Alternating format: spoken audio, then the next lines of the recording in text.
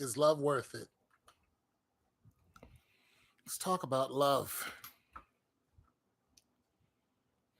And no, I'm not about to rag on women.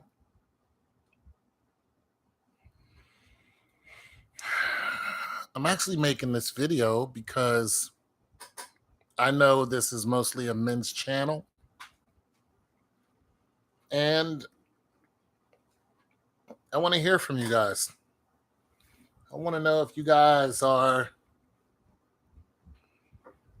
going your own way or if you're still hoping that you'll find a loyal woman here in America or wherever you're at, but most of you are here in America. And the reason why I mention America, because America and the cesspool that it's becoming is very untraditional. America is the opposite of traditional, and the more untraditional America decides to be, the higher the divorce rate is climbing. Within the Black community, the divorce rate is 51%, and 80% of the time it's initiated by the woman. So for a Black man to look at a Black woman and say, yeah, I want to go ahead and find a Black woman to marry, if he's aware of the numbers, he's got to think, the infidelity rate is higher amongst women than it is among men. This is Black women. Most of the time they're going to cheat before you will, and most of the time they're going to leave you before you leave them. Now, these are all statistics. We've heard them all before. But the age-old question never leaves you, especially in the morning when you get up and you roll over and there's nobody there. And you might want some offspring. And the only way to do that is to get yourself a natural born woman. You might be, middle-aged, getting up there like me and going, you know what? Ain't too long before nursing home's going to be calling my name. Nobody's going to come visit me. Nobody's going to care. Their prices are going up. Will I be able to afford to live there? Am I going to be on the street? Am I going to die in an old house by myself? Because all those things are possible. The nursing home isn't a safe haven because, people are going in there and they're getting killed by the nursing home operators, and those people are hush-hush about it. If they're the ghetto ones, you can forget it. They're going to steal everything that you have, and they're going to take your life because they don't care about you. They don't know you. So if you're fortunate, you can, and you marry someone, and you grow and you hit 70, 75 years old, they're like, we're not going to put you in a nursing home. You've been with us for 25 years or whatever. You held us down. Now the kids are, you help them get in and through college. Absolutely not. We're going to keep a hold of you. Now, there are some situations like that that I've seen. And, the father's no longer working, but all the grandkids are older. And what's happening? Rashida Strober, dark-skinned activist, the only dark-skinned activist, the original, the one who started it all. Anybody else who claims to be a dark-skinned activist, they copied off of Rashida Strober. Know this today. She has a great book out too. Go check out her book. Very interesting story. I didn't read it. I got the audio book, and I must say, I've been waiting on another one.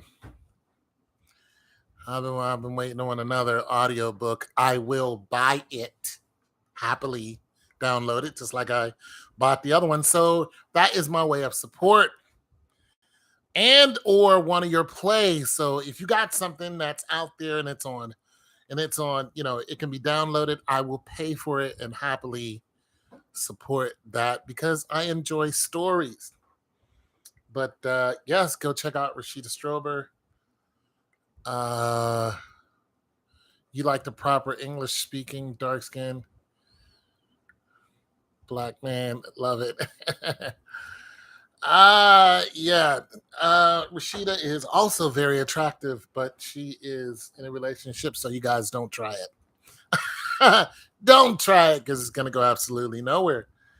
But she also is very active in Florida, which is interesting because Florida is, going through some interesting situations. I think your governor is DeSantis, isn't he? Is your governor DeSantis? Yeah, Florida is interesting when it comes to politics. No ebonics at all.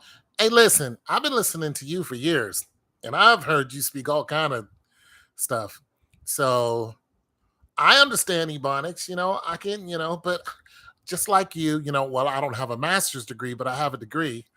I can get with the proper English speaking. And for what, let me clear this up. We do not speak proper English. No one in America speaks proper English. Know this. When you go to England, they're going to be like, "What did you say?" Because they speak proper English. We do not speak proper English. Anyway, so Florida is going through some interesting things, and DeSantis is the only one that has a chance of beating Donald Trump, which probably will not happen. I think Donald Trump has the game sewed up. But yeah, so keep your eyes on Florida. But yes, welcome Rashida Strober. But like I said, I am not making this video to dog on women. When I mentioned the statistics between black men and black women, those are statistics that anyone can go and look up those numbers of the divorce rate, of the infidelity rate, of HIV rate. You can look up, pregnancies. A lot of that is public record. So it's, and when you hear these numbers, some women get upset and want to fire off on you. It's just like, don't get upset at somebody telling you these numbers because you can just go and look at them and then make up your mind from there. You can go as far as the World Health Organization, and you can look those numbers up all over the world and see what they are within the diaspora. Or you can just narrow it down to your actual city and or your county, state, or however you want to do it. And you can see what people are doing within your county because most of the time these interactions have some type of public record. Marriage, you already know it's a public record, and divorce, it's a public record. But what a lot of people also don't know is uh, when you catch a disease, those records can also be found, but it won't have your name on it. It'll be a tick, a number. So let's just say that Bob and Jill, they got COVID, right? So what happened is they'll go to the hospital. The hospital will report the numbers, but will not report your name. They'll say these two more people came in, they had COVID. So those numbers are also public too. They just won't have your name on them. Uh, you can go all the way back into the 80s when herpes was a thing and everybody thought you can die from that and that it was transmitted through the air and people were coming in and getting bags put over their head by government officials and dragged away because they had herpes, and the whole, you know, a delusion in uninformedness, misinformation that they were putting out. about herpes and so on and so forth. And of course, AIDS, which killed 35 million people. They know this because they track the hospital numbers, and all those numbers got calculated through the World Health Organization. So if you want to know any of that information, you can just go and look at the World Health Organization, go on their website, and it will tell you who's doing what and where. Um, so yeah, but anyways, back to love. Is love worth it? Are you looking for love? Are you in love? And this is for men and women. And what do you think about love, especially here in America? Because there is a mass exodus of men. Okay, so I was watching a video with this young man, where they do street interviews, and he was talking to four women, and those four women invited this man who they did not know to their house and said, "Hey, you can have sex with all four of us in the same house right now today." You see what I mean? Like, this stuff is happening, and it may seem like the guy would be excited, but he was kind of like, "Whoa, wait a minute!" It's taken. Men are kind of like, "What's really going on here?" What's going on is a lot of men have decided to look for love in other countries, and a lot of men have tuned out when it comes to love. They have said, "I'm going to be by myself. I think I'm safer this way." um, for so many reasons, because of divorce, because of losing your pension, your house, your kids, and because women are backdooring men. And you have the young lady who called her son to shoot the man. They're not in jail. And now you have other women who are publicly doing the same thing. You get in an argument with them. They're like, "My son is in a car. He'll come in and shoot you." So men are really falling back from women, especially in the Black community. But they're really falling back, and they're holding back their love. I heard one female comedian, she said, "Listen, it's hard to get sperm these days." It sounds funny, but it's very, very, very literal. There are less and less men trying to have sex. So there are more, for one, there's more women than there are men.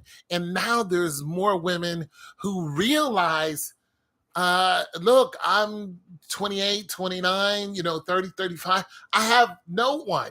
And they're going online and they're realizing this whole feminist trip that hit them for the last 20 years has alienated them from love. They're going out to clubs and they're finding themselves by themselves. They're finding men will not approach them. This is a constant complaint. Men are not approaching us. Men and men think that we're supposed to approach them. Men are feminine because they think we're no, that's not what's happening. Men are looking out for themselves. And you got to understand, every single man, heterosexual, wants a woman. Every single one. But what they don't want is the problems that come with it. If you invite a woman into your house, you're inviting every female opinion into your house. If your woman, and this is a trend too, women who are married, when they get upset at their husbands, they go online and they make TikToks about it. Well, you know what happens? The TikTok people look for the husband. One Caucasian woman did this and didn't realize the detriment of what can happen. So she's a stay-at-home mom. The husband's at work. She complained about the husband. The TikTok organization found the husband's job. And when they found his job, they threatened to get him fired. When the woman realized that, she went back on the TikTok and said, "Please, this is a single home income. Please don't do that, blah, blah, blah, so on and so forth." So she begged people to let up, because if a woman makes a complaint about a man, they're gonna go after that man and they're gonna take his money. They're gonna put him in jail. They're gonna do anything to hurt that man. So once again, men realize this and they're going, "Is love worth it? Should I just go my own way?" Should I get on an airplane and go overseas and try my hand over there with somebody who, listen, everybody speaks English, but, people speak broken English. Um, should I do that? Should I go to other countries that are more, you know, more traditional? Should I do this? There are women who are actually trying this. They're just like, you guys are leaving. We can do the same thing. Here's the thing about that, though. In most countries, there are more women than there are men. So when you go to another country, you're just adding to the number of women that are there. And your chances of getting picked are less. Not unless you're doing something outstanding or you're just so beautiful. But most of us, listen, most of us are average people. We're average people. You can find somebody to sleep with you, but find a man to marry. This is to marry. That's a whole different story. So, you've had TikTokers who went to other countries, females, and you know what they found themselves? They found themselves sleeping on the curb, literally. They got kicked out of their Airbnb. You got other women who's like, these guys aren't paying us no mind. It gets worse. You listen, there are some countries where there are so many women, they will never, ever get married. Ever.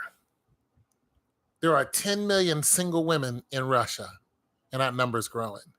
There are 70 million single women in India. That number's growing.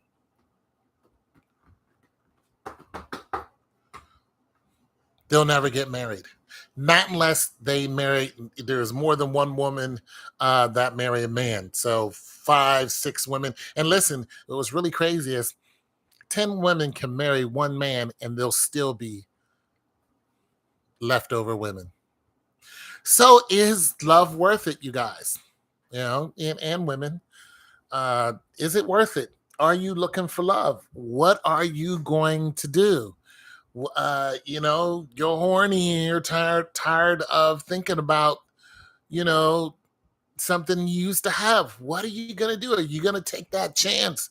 Are you gonna go online and start looking at, to try to get, let me go to Black People Meet and see how that works out, or Bumble or Coffee Bagel or whatever's out there.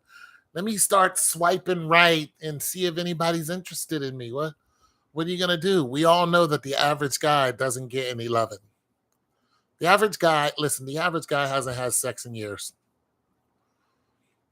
They just don't. They don't have women flocking all over them. The average guy makes average money. The average income is $42,000 a year. That is the average income. And you're doing good to get that. Most of the women that want a man, they want somebody who's making 100 grand or more. And it's a very, very small percent. It's a very, very small percent of people who make 100 grand. But what did I say? Didn't I say average? Which means median. So if you're looking at one particular area, you can't really calculate that as average in America. I'm talking about the average American income. I'm not talking about one particular state, because we all know, New Yorkers, you have to make more money there. California, you have to make more money there. I didn't get it. I never had a problem getting a man. Well, let's be clear, Rashida. Let's be clear. I said not unless you're extremely beautiful. And you are beautiful. So that's one. Two, we're talking about to marry. So you have been married before, but you have to understand statistically, Rashida, if you do the numbers, look, if you took Florida numbers, looked up that information, I guarantee you 1 in maybe 7 out of 7 women that are in your age group, Your income group, I guarantee you, you're 1 out of 7. And it's probably worse than that. Women, the count of women in most major cities is 14 to 1. 14 to 1. That's not married. That's just women. So with just those numbers, the chance of every woman getting married, it's just not. If they're going to do it the American traditional way. Now, if they're going to do it the African way or the Middle Eastern way, that's different because they can marry more than one woman. So you're a very good looking woman. So yeah, I'm sure you get offers all the time to, hey, not to mention you have a lot going on. Uh, you're actually a personality. So you're not you exercise. Here's another, let's break it down. You exercise. You make videos about exercising. You have a master's degree. So when you look at the average person, the average woman, and then you look at yourself, you start breaking away from the average with just a degree, just to be a BA, BS. Boom, you're breaking away from average. That's breaking away. The majority of people your age do not have a degree. So boom, you broke away there. Boom, you got a master's degree. Boom, that sets you up. So what does that do? That sets you in a financial position to find men in that financial position, which means you're more attractive to us because you have something going on. You see what I mean? Well, I like coffee, I like tea, I like dark skinned women, but they don't like me. Let me read this comment. Most women now just want, yeah, just want attention and the approaching factor. Rarely do they find a woman that has value with the mindset of a wholesome family and ideas.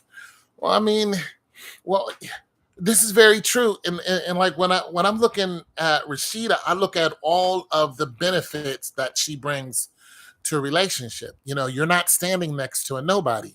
You're standing next to somebody who's very smart. You're standing next to somebody who's been on stage. So men see this, you're just like, who's that?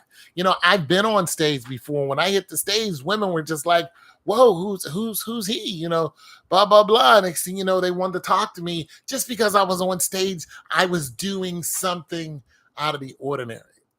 So it doesn't surprise me that you've been married, or you're, I don't know what your situation is now, but that doesn't surprise me that you've had men who are attracted to you because you're doing a lot. You're very active and you're doing the things that a lot of men like. They really like exercise. Listen, exercise is huge when it comes to men. Caring about your body, not to mention what you eat. You're like a whole vegan. So that's even attractive because we think, what, you care about yourself. Do you understand the rate of obesity among black women? And they think it's cute. They think being obese is the thing to be. Like, I'm gonna be fat, I'm gonna be out of shape, I'm not gonna go to the gym. I mean, listen, if you are someone who likes to work out, and if you're a man who's looking at a woman and trying to build a future, and you're going, what's she gonna look like once she starts having children? That's what we do. What's she gonna look like when 35 and everything slows down? What's she gonna look like? Two husbands and I'm ugly. Rashida, we all know that you're not ugly. Anybody who's ever seen your picture, we know that you are far from ugly. You do this because of, I don't know, maybe you want more compliments, but because of your childhood, you know. and the whole trauma you had because of your childhood. I still go through that. People still clown me for being dark skinned, but I just found out recently that most people who are dark skinned are running around with, millions of dollars worth of melanin in their skin. They're using this stuff to power electronics and whatnot. And melanin is very, very, very, very valuable. And I'm just like, I'm running around here with all this value on me. You know what I mean? So uh, who cares if people think you're ugly? But I don't think anybody thinks you're ugly. And I mean, I don't. I've been trying to. I've been trying to take you to dinner for the longest time. So yeah, I'm not trying to hear you're ugly. But nonetheless, love, guys, what are we doing? Are we going to You're dark and love it? Yeah. Listen, I've got plenty of positive attention for being dark skinned. So it is what it is. So yeah, I just wanted to talk about that because I've seen a lot that's going on. And you know, a lot of celebrities, when they get on that I don't need a man, they do that when they're young. When they get older, they're like, you know what, guys, we need y'all. Yeah, you need us. You need us because you're not hot in the ass anymore. You're going home and you're by yourself. Taraji P. Henson did this. Got on stage when she was younger, said, we don't need you, men. Shoot, when she hit 40, got back on stage and she was like, men, we love you and we need you. Yeah, cut that out, Taraji. Cut it out because listen, winter's coming for us all. We all get old. We all slow down. Our libido slow down. Our knees can tell when it's going to rain. Yeah, she did that. There's a video of it. These I know it's like, Taraji, why would you do this? I got a lot of light bright family members too, especially on my pop side. I have a lot of dark skin in my family. My two nieces are as chocolate as me. My nephew is super chocolate, and they're not from the same mom. I mean, I have a lot of chocolate, uh, beautiful people in my family. But yeah, so don't listen to these celebrities, ladies. If you are single, get yourself a husband if you can. But it is getting harder and harder and harder to find a husband. But here's the thing, life is getting harder and harder and harder every day. Every day we wake up, we find out that something major has changed. Now we have AI making rap videos, and AI has taken over the movie industry. The scripts aren't even being written by human people anymore. They're being written by AI. I heard an actress talking about this. She says, we are in competition with AI. They're the ones who are writing the scripts. They just need us to come in and do a few things, but AI is taking over. So, there's just going to be a huge switch that's going to come along. And listen, it just, you hate it. Well, I'll tell you what, listen, AI is writing people's papers. So college is a lot easier now. You can tell an AI to write a paper, it'll write a whole paper, no time flat. You can do this now. People are using AI for art. So if they need art, okay. So one of the side hustles I heard about is selling kids books. Um, so you can sell kids books on Amazon or Kindle, however. Now, what they're doing is, I'm thinking, okay, so an artist is drawing this stuff out. They're like, no, there is an AI program. You go, you download it, you tell that program what's in your mind. That AI draws it, and then boom, puts the story together. You put your stamp on it, and you put it on Kindle, and you sell it. You just sit back. It's pretty much no work at all. It's just all AI. If you haven't noticed your YouTube video, especially YouTube Shorts, a lot of them, where you see the people talking and their eyes are not moving, that's all AI. All of it is AI generated. So it's a scary time, but What I'm saying is it'd be easy to go through it with somebody than without. So everybody has an expiration date. You know, young women think they're gonna be, bouncing up and down the streets forever. No, you're not. You're not. It's not gonna happen. One of these days, you're going to hit the wall, and when you do, you're gonna want somebody to be there with you, because if you're not, you're going to be what they call leftover women. Now, when you go to some countries, especially like China and some of these other countries, the way they treat leftover women, it is they're pretty much shamed. Uh, so yeah, that's the thing. Um, so I just think, listen, if you can, ladies, get on the ball, cut out the BS, uh, cut out this. You need a man who makes $100,000. Listen, you're gonna be alone. You're gonna be by yourself. Get yourself an average guy, love him the best you can, have babies, and move on from there. Because if you don't, listen, you're gonna be out here making all this money, and 60 is gonna come your way.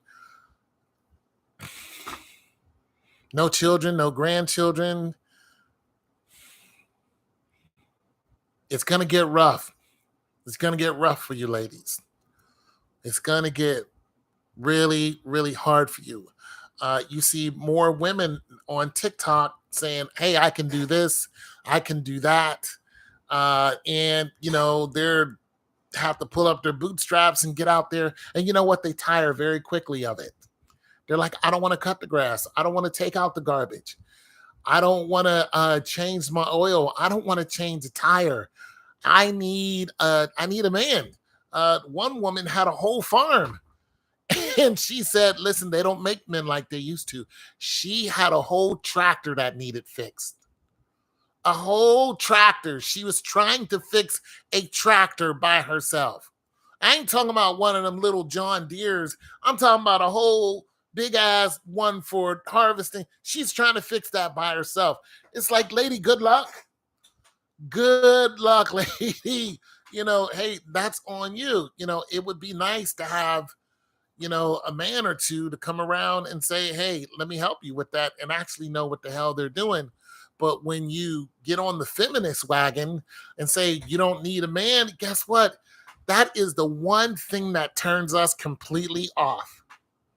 When a woman says, listen, I don't need you. And I've heard women say that to me often. I don't need you. Okay. No problem. They thought just because I don't make a lot of money, hey, I don't need you. And it's just like, okay, fine. Okay, fine. But know this, I'm stronger than you. I'm faster than you. I think logically. Yeah, thank you. I think logically. I don't think all over the place. I have a very solid way of thinking. You work, you live, you eat, you sleep, you work, you repeat. There's not a lot in between when it comes to most men. Give me a sandwich and a place to lay my head and some peace, and I will give you a home. That's it. That's all for us. That's it. You keep that going on, and I will be out there in the middle of a rain, middle of a monsoon, trying to make sure that this house does not come down. That's the way it goes until we retire. That's what we do. All this extra stuff you women are desiring, we don't care about none of that. We don't give a goddamn about name brand stuff. We just don't care. We don't care. I've been wearing a shirt for the last 2 weeks. I wear it, wash it, put it back on. I don't care. You need us. It's a fact that you need us. When you try to go it alone, and listen, you got some women who say some crazy stuff like, Amazon's this, or there's a whole village in Italy that is all women. Let me tell you something. The Amazon, these women that you're talking about, yeah, there was a race of women who were like that. Yeah, yeah, they still had men around. They did. They controlled their environment, but they still had children. The place in Italy that you're talking about, they still have men that come into the village. They just don't stay there overnight. And they're doing this in today's time. So cut the BS. They know when they need men and what they need men for. Tone, you keeping yourself healthy will have the edge in the long run. I told you that age is a mindset. No, age is a mindset, but age is a very real thing. By the way, hi Crystal. Yeah, age is a very real thing. I'm 55 years old. I have no delusions on what I can and cannot do. I cannot go out and run like I used to. I got some injuries going on. But when it comes to competing with somebody who's 25 years old, I don't I don't think I can line up against a 25-year-old and hold my own. No, the one thing I have over 25-year-old is wisdom. I can tell them what's going to happen to them according to the life that they're currently living because we've seen it all before. If you do this, this is going to happen to you. Why? Because we've seen it. We've seen it all before. Yes, say hello to each other. But yeah, so questions, comments. I just wanted to throw this out there because these, when we're listening to people like Just Pearly Things and, them talking about transgender and because that's the big hot topic. I don't really talk about it that much. Like I don't make a whole headline, oh, transgender, blah, blah, blah, and constantly beat that dead horse. We know that men will outcompete a woman in physical. The average man will outcompete an average woman. You have some women who can bench press 315 pounds. That is a very, very, very small percent. Most women can't do that. Okay, there's more men that can do that than women who can do it. The tensile strength of a man is actually going down, and the tensile strength of a woman is actually going up. The tensile strength, the grip strength of a woman is actually going up. So that's a thing to notice. One of the reasons is because of this feminine wave that's causing some men to become delusional and think they can become women and become feminine and not interested in building and doing the things that pretty much made all of these beautiful countries. They're not interested in that. They're not interested in competing. They don't want to run, jump, have a hammer, put hammer to nail. They're not interested in that. They don't care about welding, soldering, bricklaying. They have no interest in these things. They're interested in just social media. And I'm just going to sit back, and watch Dylan Mulvaney, who is a cancer to society. And there are so many men who have fallen into this trap that growing number is part of the statistics when it comes to tensile strength. Most of those men are not looking to be strong men. They're looking to be feminized men. They're not looking to that's a shame, but facts. Yeah, these men are parading around. Some of them in dresses, some of them without, but they think it's a flex to act like a woman. And because society's pushing this. But I tell you what, Black women, you're in trouble. You're in trouble, Black woman, because you accepted the homosexual into the community. You did this. You openly accepted them and you jumped on their coattails and you were like, oh, you're gay. That is so great. We appreciate you. Thanks for coming out. Well, you don't realize that that man has sperm in his body. And that sperm is highly, highly, highly valuable. And none of you women are going to get any of it. Do you know our birth rate here in America is going down? The European birth rate sank 2%. That's Europeans. That's white people all over the globe. That's not just in Europe, that's here in America too. 2%. Just think about that. The baby boomers are leaving, they're pretty much gone. Generation X is next. We're in our 50s. If we're not spawning children at the rate we're losing people, then there's not going to be enough people to keep society running at the rate that it's going. Less people born, the less people who can operate certain infrastructures, the less there are. You understand that? The less men that want to go down into the sewers and unclog the sewers, surrounded by giant roaches and rats and people that live in the sewer and alligators and anacondas. The less men that want to do this, the more backed up the sewer system will become. And it's only a matter of time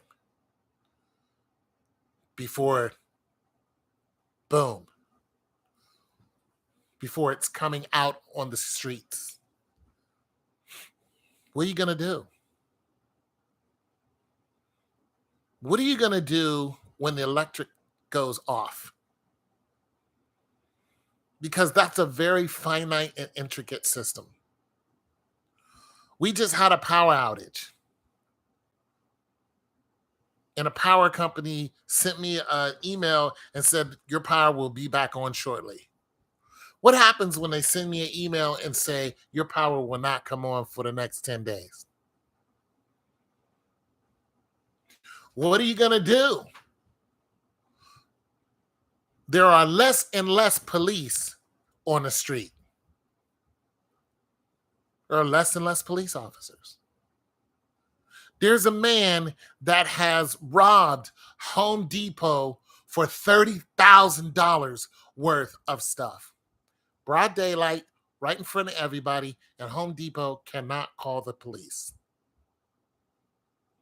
He walks in there, he takes what he wants, he puts it on a cart, and he walks right out with it. He's hit them 10 times. What happens?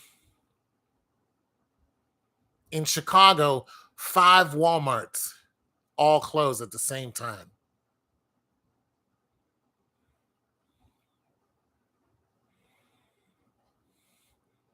See, the last straw is about to fall on the camel's back. Everything is built on a grid. Everything is finite. If something that is holding a community up is if it's disrupted, then it has to be corrected some kind of way. You take out 5 Walmarts, now all the other food chains are going to get those people that shopped at those 5 Walmarts. It's millions of people. All of a sudden, they're going to come into your store. Can you handle that? Do you have enough product? Not only that, the ones that helped tear down the 5 Walmarts, they're going into Kroger's, Giant Eagles, Piggly Wigglies, wherever. They're going to start stealing in your store. And eventually you're going to lose tens of millions of dollars. And guess what? You're going to say it's not worth being here because people are fighting, with the employees. Somebody died in one of your stores. People are bringing guns into the stores, and it's just not worth being there because you can get sued for that. Next thing you know, boom, 4 Krogers gone. Giant Eagle gone. Myers gone.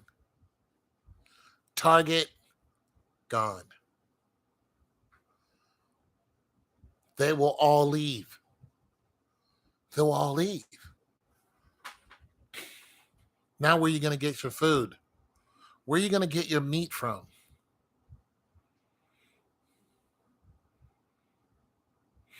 If you are, listen to this, the way the grid works, especially the transit system, if you have trains may go into some part of the, hood. They may go so far, boom, stop right there.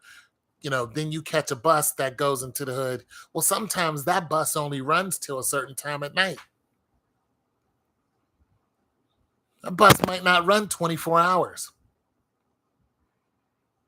It does the same thing when it goes into the suburbs. Some of the buses that go into the suburbs only run until 7 o'clock because most people there have what? Cars. So if you can't find food in the hood and you do not have a vehicle, how are you going to get sustenance? It is simple math.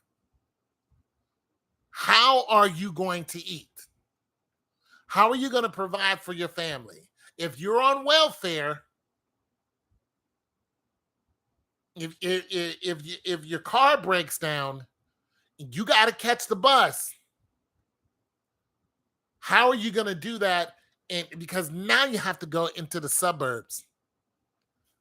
Because the hood has torn every single food chain asunder. They're all gone. There are no more mom and pop stores. That's a thing of the past because Walmart got rid. Do you see the pattern? Walmart got rid of the mom and pop stores. They couldn't keep up with Walmart. So those stores, boom, gone. Now Walmart left. And because they left, other food chains are going to get the brunt of what's coming to them. Boom, they're going to leave. Boom, over what's going to happen.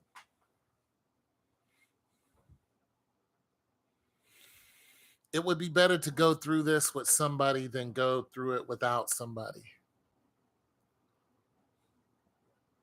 Winter is coming is not just for people who are going to be by themselves. It is a very literal term. If you can't find food, it doesn't matter what time of the year it is.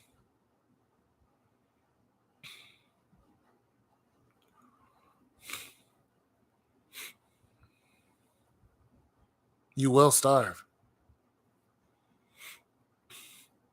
You will do things that are uncharacteristic of your personality. You will have to go into areas that you're not used to going into. You will have to find a way of travel. You'll have to do something.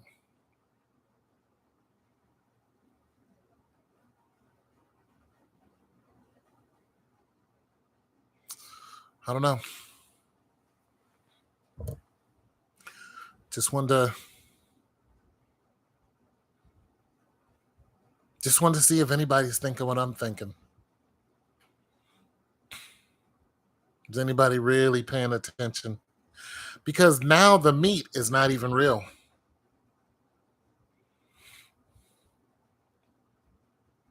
The chicken that you're eating is cloned chicken.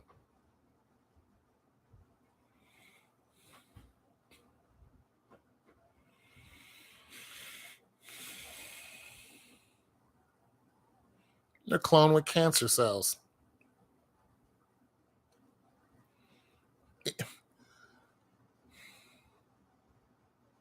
They even used HIV cells when they were testing COVID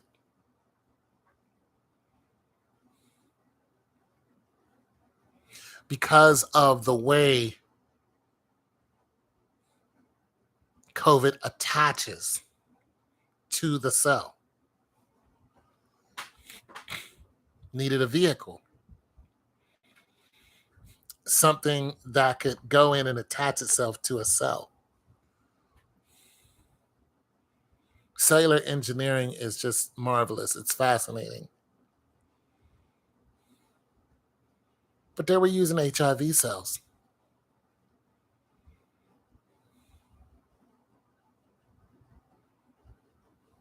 You know, I'm not one of those big time wake up people. I tell you what is pretty much visible. I don't make TikToks with the don don don don music. Look at this. They've been trying to hide this from us because so what? You know it now. There are more pyramids here, in these continents than there are in Egypt. So what? Nobody cares. You know now. The Egyptians were black. So what? Who cares? What you care about is how's your rent going to get paid? Why is your electric still going up? That's what you care about. That's why I don't do those like, oh, Bill Clinton did this. So what? Nobody cares what Bill Clinton did 20 years ago. Nobody cares about rich people problems because we're struggling. We're all one paycheck away from being out on the corner. The government can reach into your bank account and drain it instantly.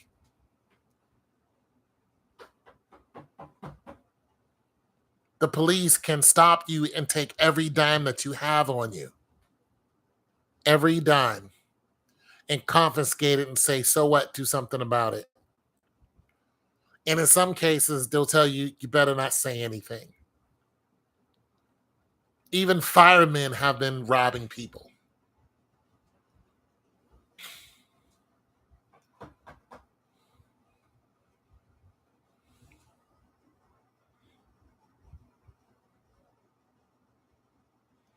It's here, it's now, it's today, it's in our face. We have to make choices. We have to eat crow, man. We have to eat humble pie. I can't go knock out my neighbor like I want to every day. I can't do it or I'll get evicted. I can't. I want to. I can't slap him and his woman. I can't do it. I can't. I have to think on my feet.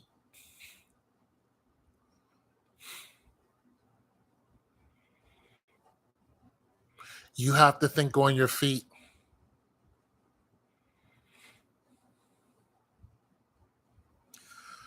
You need a backup plan. What's your backup plan?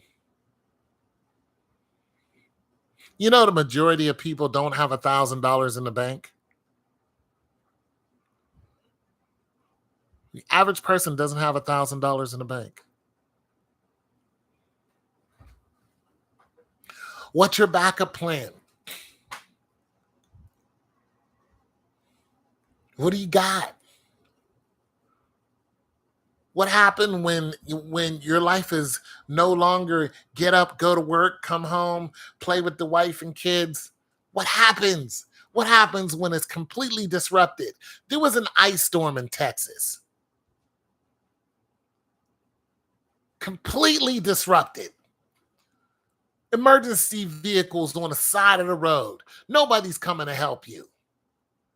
What's your backup plan? What do you got?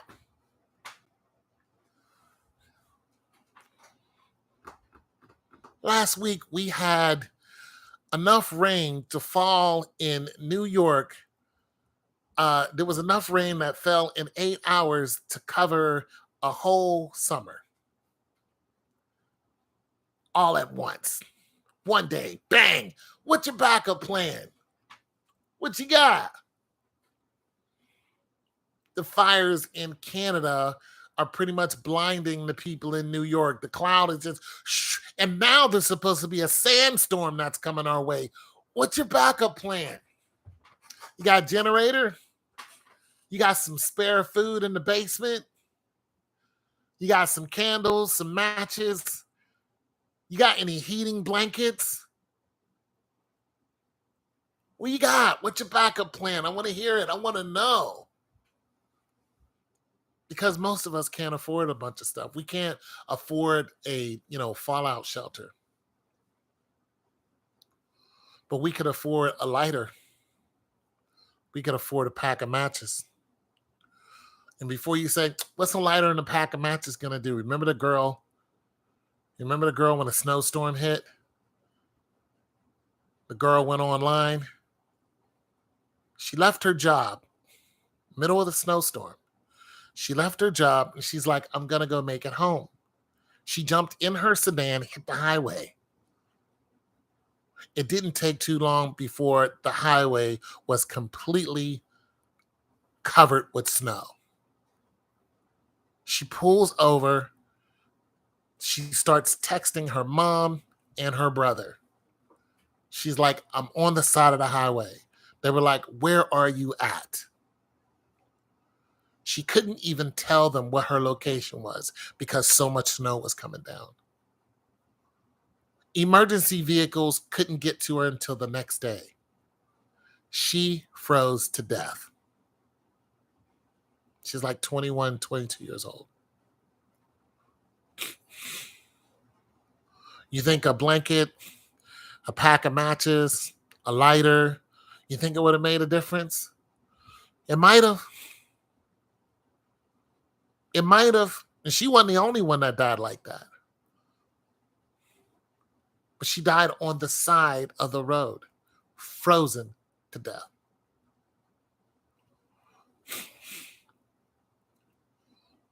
Blanket might have helped once the car stopped running. Once it stopped running, that was it. That car froze. Temperature dropped in that car within a few minutes. It was lights out. Lights out. Nowhere to go. About a day later, they found her. And then TikTok went up, and the brother made a TikTok saying, this was my sister who died on the side of the road. Because everybody saw her TikTok when she was alive, and nobody could get to her, not even the helicopters. No one could go out in the weather and get to her. No one. Wasn't prepared for it. Not one person. Imagine that. This isn't a third world country. It's the first world country.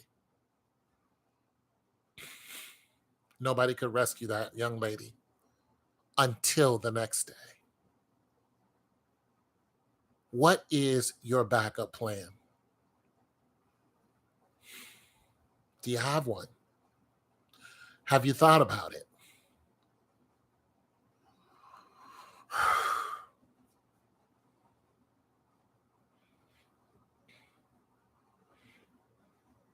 Most of us don't have an extra blanket in the car. We don't have matches, lighters, because we think it won't happen to us.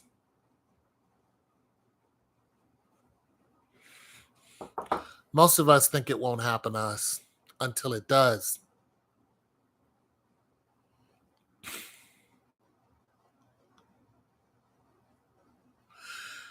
And now you're in it. Now you're in the mix. Now the water is filling up in your basement.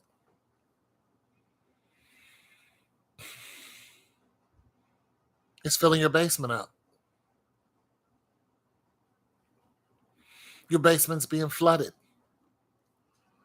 If you walk outside, you're going to see that the water is waist deep. You know what you're also going to see, depending on where you live? Animals. You're going to see crocodiles, alligators. That has happened recently. This happened. Man got attacked by an alligator in his own house, and it killed him. It killed him. And his wife saw it. The house flooded. The gator did not care. Swam into the house, saw a man, and attacked the man. Did a barrel roll. That was it. Wife saw the whole thing.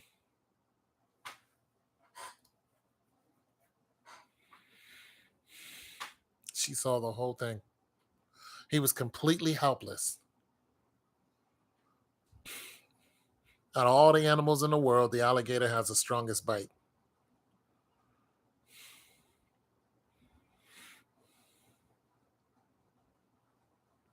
Once it's got you, it's not going to let you go. Not usually.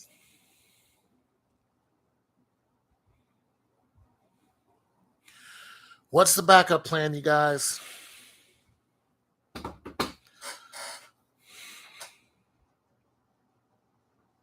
How far can you walk with a 20-pound bag? How many miles do you think you'll make it? Where's the next major city?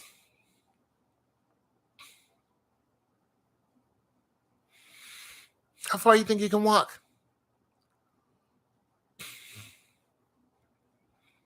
You just think about that. You had a catastrophe hit your place, and your car wasn't going anywhere because, the highways are jammed up, and you got to get out and trek it to the next city.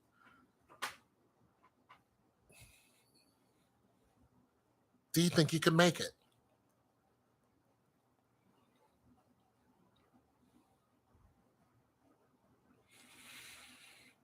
How many of you get out and actually walk a mile or two? Just go out and walk a mile. And I don't mean on the treadmill. I mean in the elements. Grass, concrete, whatever. Feet hitting the pavement. When's the last time y'all did this?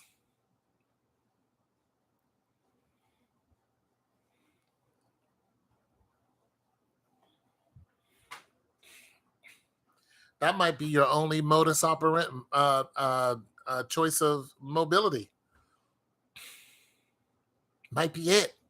Might not be a fancy car, 2020, whatever. It might be Shoe Leather Express. No trains, no planes, no automobiles, just you and your lungs. Can you do it? Can you make it to the next city? Can you make it to safety? How many of you live in the low-lying plains area? How many of you live in a valley?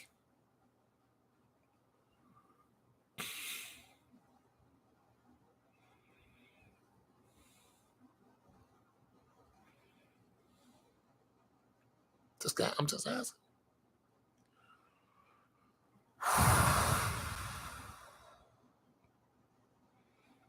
What about your kids?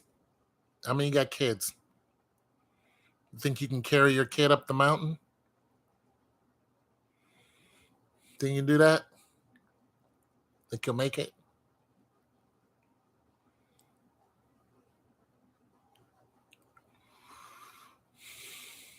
To mention you have to eat.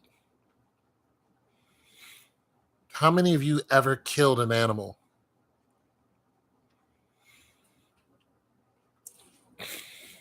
Even fishing. How many of you know how to fish? You know how to fish. You didn't watch it, you actually fished. You know how to catch a bluegill, crappie, walleye, smallmouth, largemouth bass, and beat goes on. You know how to do this. You've done it before. You know how to skin a rabbit.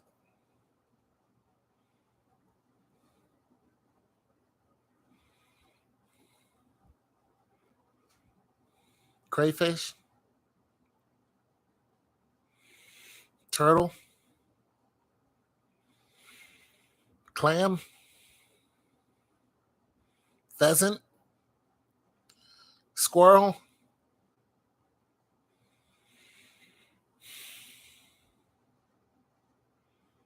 You know how much energy it takes to catch a wild animal? It's costly because they're used to being hunted. They're faster and they're stronger than you, pound for pound. You ever try to shoot a rabbit with a bow and arrow? It sees the arrow coming. I hit a squirrel with a bow and arrow. The arrow bounced off of the squirrel and it took off through the trees. I never saw it again. There went dinner.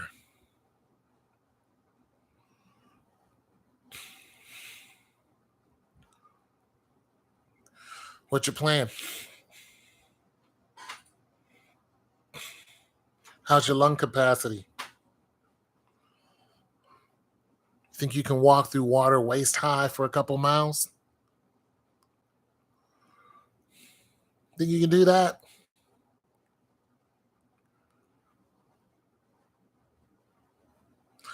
I don't know, because people happen to do it because it's flooding all over the world. Listen, this rainfall that we're getting, it's not an accident. You think these snowstorms that come out of nowhere, you think they're an accident? They're a wake up call. What they're saying is anything can happen at any time. Look at the heat wave we're having. We had the one postal worker die from the heat wave in Texas, 66-year-old man. Gone. Delivering mail. A good job. 66, still on the job, macking it out every day. That heat hit him, he had no cover. He jumped into his van, there's no doors, there's no AC. Once his temperature went up so high, it couldn't go down. Gave in, boom, it was over right there and then. On the job, he was done. He couldn't recover. There's a young man from Duke University. He's a wrestler. He was outside with his coach and, the other students, and they were running uphill. He told the coach he needs some water. The coach said, keep running. Well, eventually he stopped running. Said he couldn't run anymore. He tried to go into the building, but the doors were closed. Then he found shade and he started digging into the grass to try to cover his body and get away from the heat. He died there. Coach wouldn't give him any water.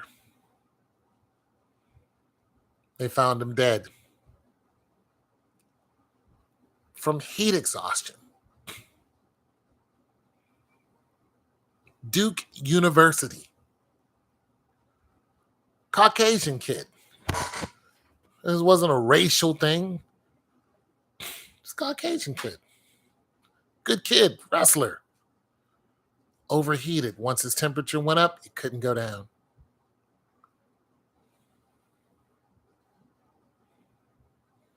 You think this heat wave is an accident? Happens every year? No, because the records are breaking. Doesn't usually get this hot and stay this hot.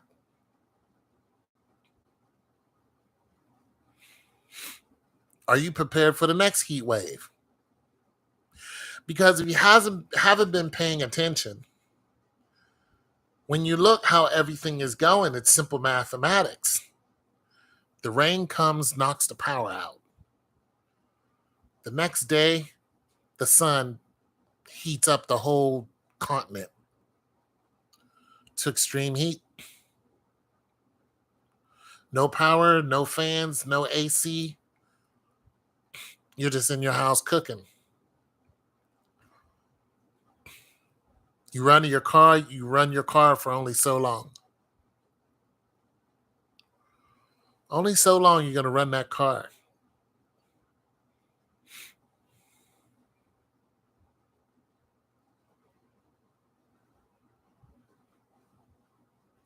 This is not a doomsday scenario. This is actually happening.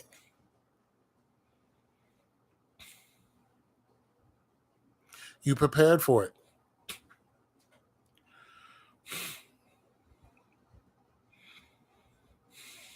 It's just a thought, people. It's just a thought because it's happening. People are leaving the planet because of this. This is not something I made up to try to scare people. It's actually happening. People have lost their lives because of the heat. People have lost their lives because they've been swept away in floods. This is all within a 2-week period. Within 2 weeks. Gone. These people are gone. Well,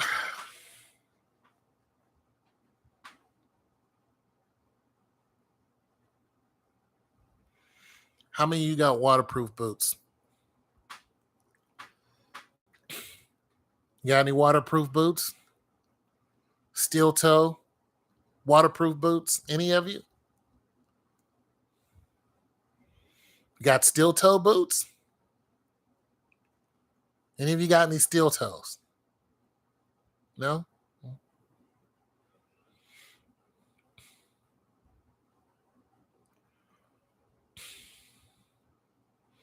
Good pair of steel toes. Good pair of steel toes. Trying to tell you. You might have to kick in a couple doors and save some people. Them damn steel toes, baby. You might have to get out there in the woods and, do some things. Pick up an axe or two. Steel toes will help. They don't cost much. They don't cost much. They're not going to break your bank. Get a good pair of comfortable steel toes.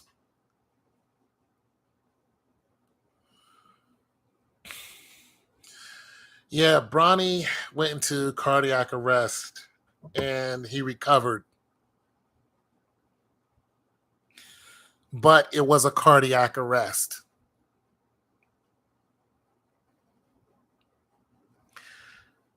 Just the thought of that at his age and what he does. I mean, he plays basketball for the Trojans, I believe.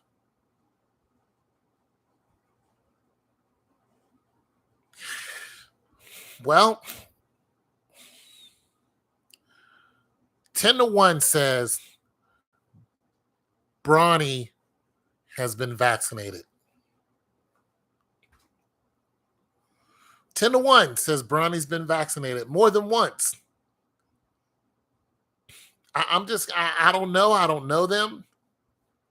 10-1 says the whole family has been vaccinated at least once. I'm going to go with twice and a booster. And if that's so, then it's not odd. It's odd.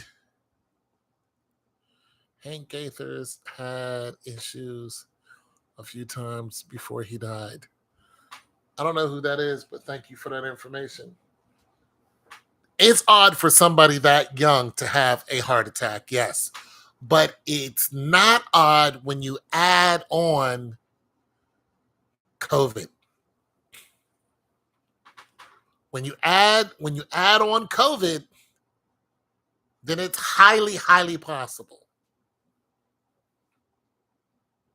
Highly possible for a young person who's got the 2 shots and the boosters to have a heart attack.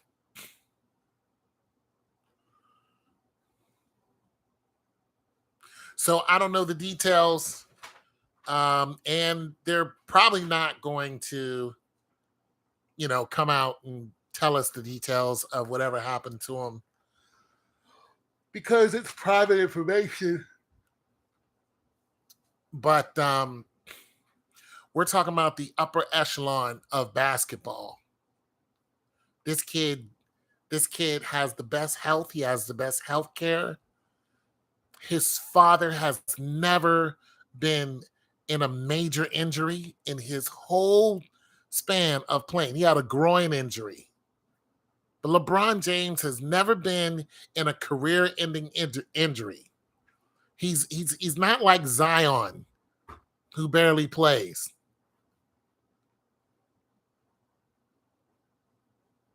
He doesn't have any major injuries. And he's going to play next year. So he comes from very, very good stock.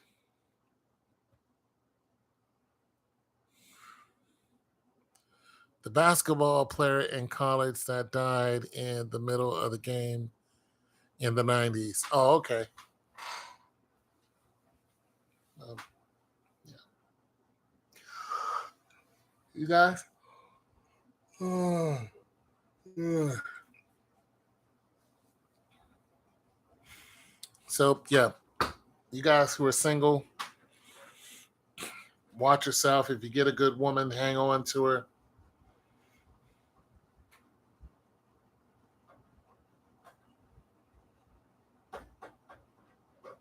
You know what I'm not so sure about for you young people?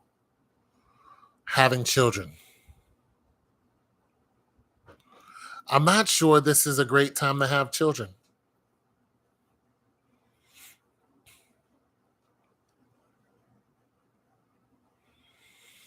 Not so sure. Hell, there are men my age having children. I know some of them. They got 2 and 3 year olds running around, and they're 55 something years old. They're old like me. They have children, old and young.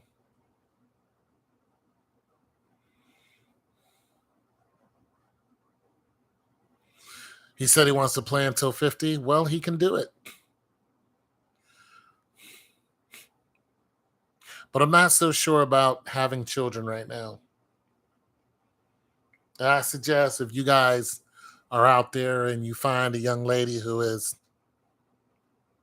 you know, willing to go down that road with you, I suggest you examine the possibilities as much as possible.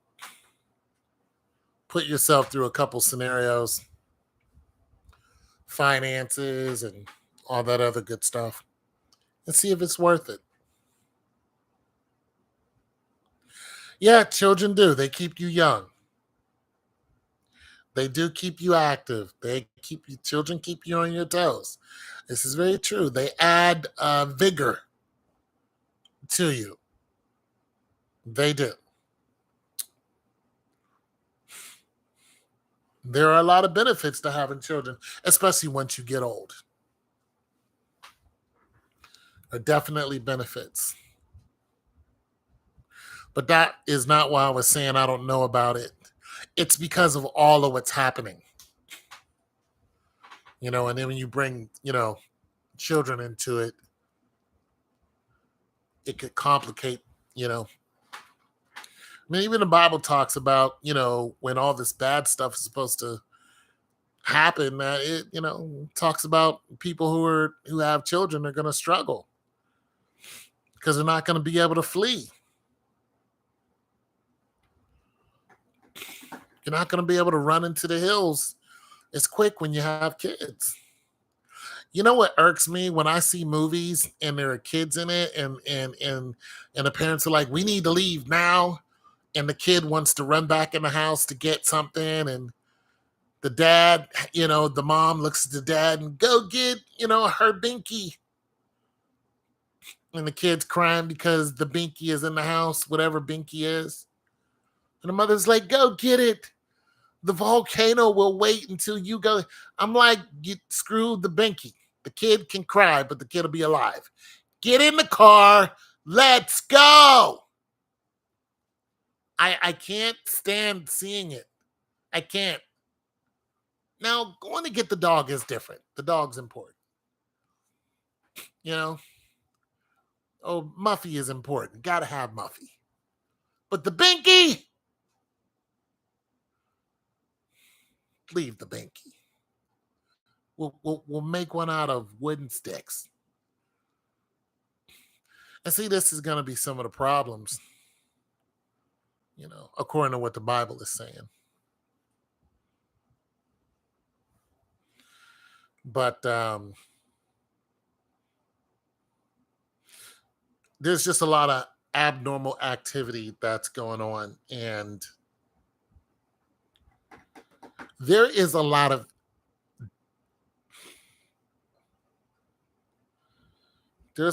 of hate between men and women right now in America. There's a lot of divisive and division. She did this, he did that.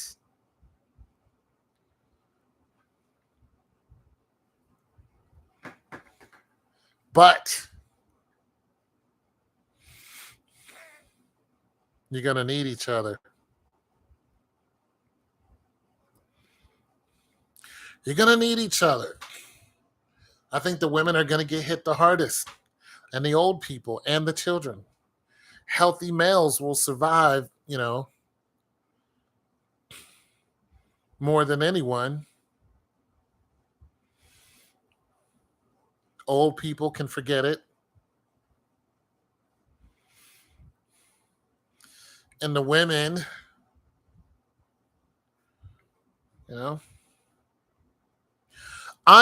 unhealthy people can forget it. That's another thing. This whole fat is where it's at,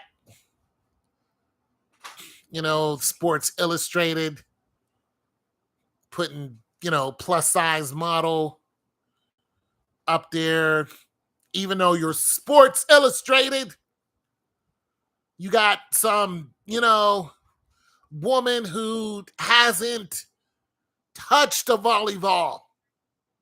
You're Sports Illustrated. Sports. We want to see, we want to see Sha'Carri Richardson. That's who we want to see on Sports Illustrated. We want to see freaking Sha'Carri Richardson. So we want to see Abby Steiner on Sports Illustrated. Aaliyah Hobbs. Kayla White. Give us somebody, but Sha'Carri would be boom, bang on. You put her on Sports Illustrated and I'm buying one. She's the fastest American woman. She brings a lot of flair to the sport of track and field. A lot of people are watching track because of her. Women's track is more interesting than the male's track now. When I watch track and field, it's mostly for women's track. And this is all the way up to the freaking 5,000. I'm watching women running the mile, the 2 mile, the 3,000, the 5,000, even the 10K. I want to see Helen O'Berry come out and run the 10K. I want to see Fawn Hassan. I want to Kipyego. Let's go. Kipyego just broke the record in the mile, in the 16 and the 1500. Broke both the records. Women's track is more interesting than men's track right now. We want to see, that's who we want to see on Sports Illustrated. Kipyego has children. Ali, who runs the hurdles, she has 3 children. She won the hurdles. And she'll be representing America and Belarus. Most of y'all don't even know who she is. It's a woman who's got 3 kids and won the hurdles, the 100-yard hurdles. Most of us never even heard of her. Black woman too, Ali Black. Hell, the record holder is black. She's from Nigeria. In the 100 hurdles. She black. Never heard of her. That's what we want to see on Sports Illustrated. I don't want to see somebody who's morbidly obese on Sports Illustrated. I don't care. Put one of them soccer chicks on there. Put that damn that Reese chick on there. The chick from LSU. Put her cute ass on Sports Illustrated.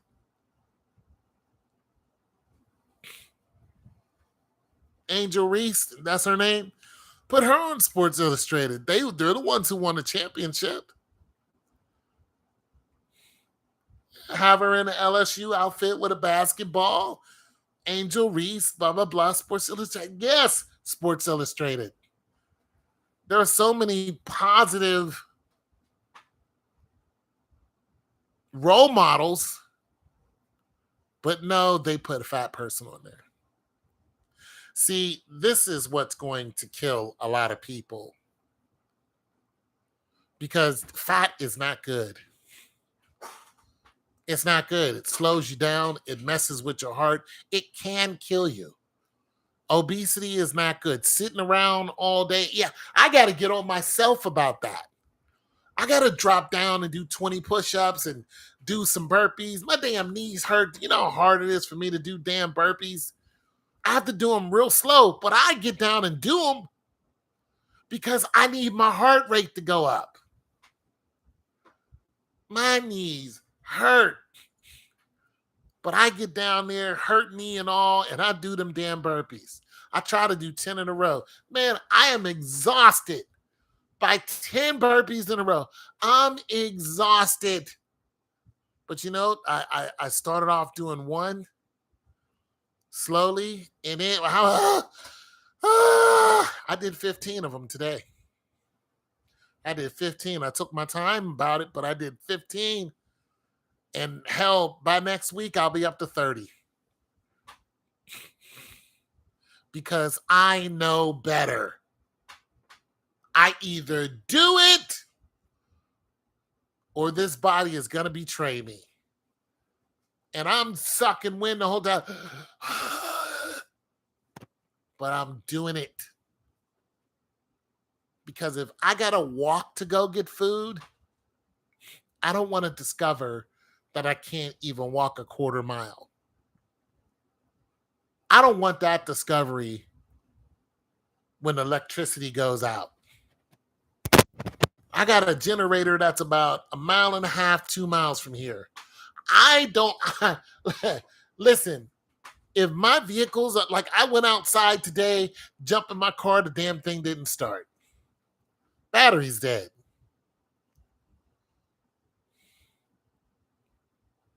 If I got to walk 2 miles to go get that damn generator and pull it back here on foot, you think I want to? No.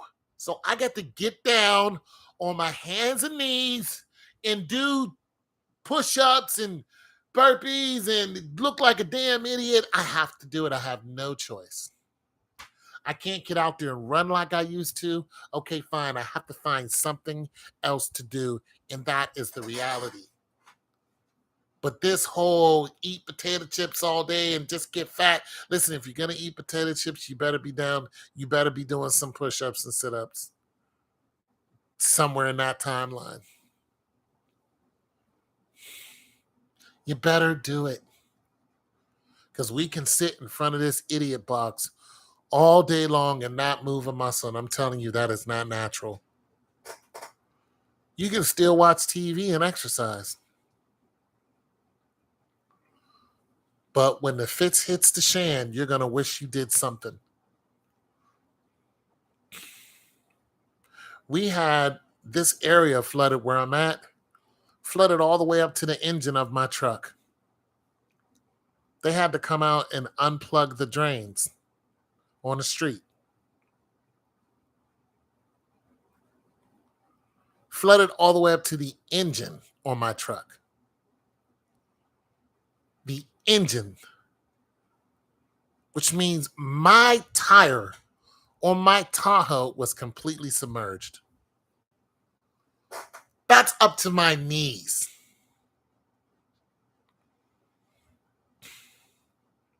All right? It's never happened here before, but it just happened a couple weeks ago.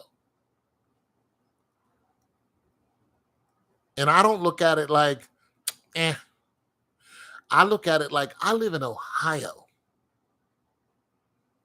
If the rain can come down that much and flood my vehicle, just think if the rain really wanted to come down. This whole area where I'm living at will be wiped out. And here's the real kick in the ass. The water will not be moving because it's flat land. Miles of flat land. It'll just build, build, build. It won't be going anywhere.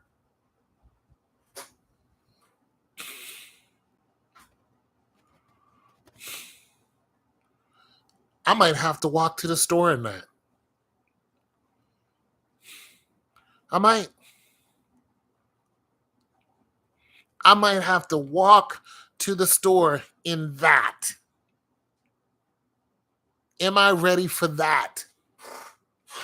While I'm watching episodes of whatever. Are you ready to walk miles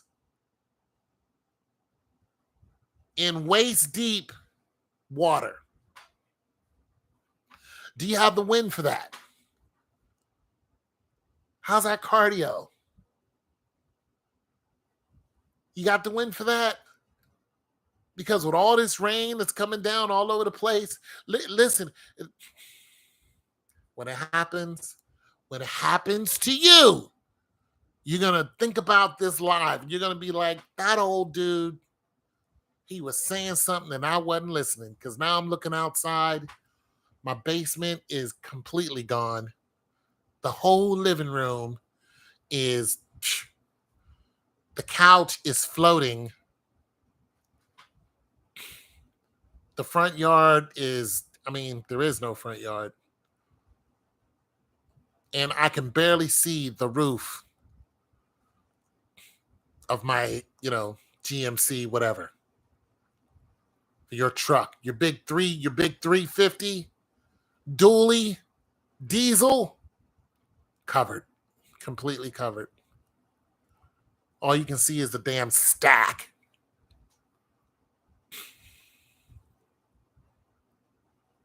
What are you going to do? How are you getting through that? Do you have the energy to get through that? That's what it is.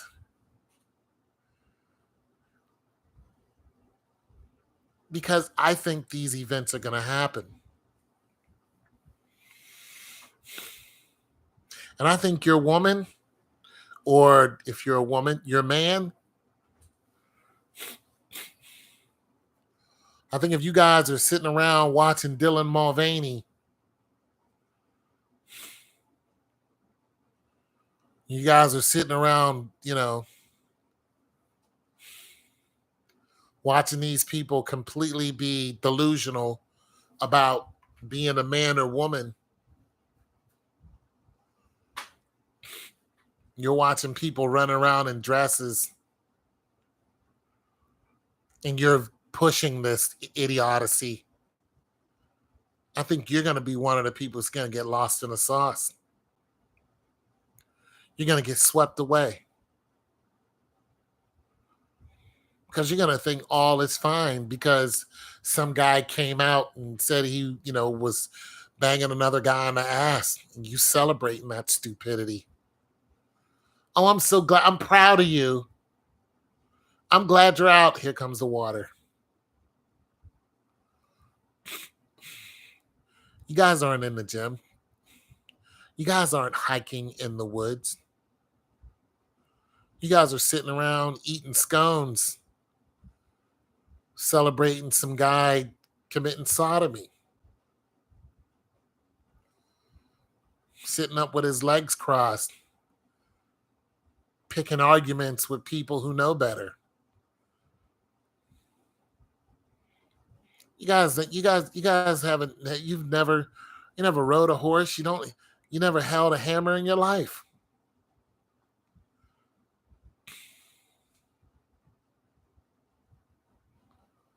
I thought the purpose was to find someone who has the same values, and then love is formed with the sacrifice. I mean,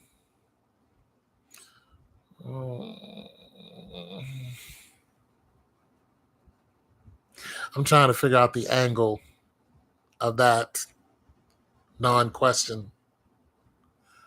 Are you saying that because you're saying that people who are LGBTQ, man finds another man, they love each other, then all is fine in the world? Let me ask you this.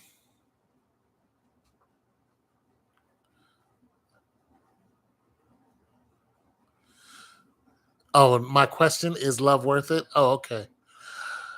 Well, yeah, that's it. That's the question to the audience. Is love worth it? Here's the thing about America. America is getting weaker and weaker.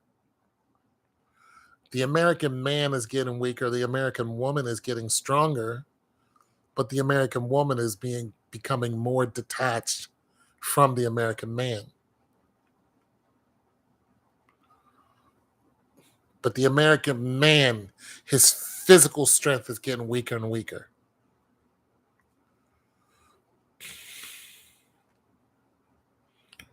As the generations go by,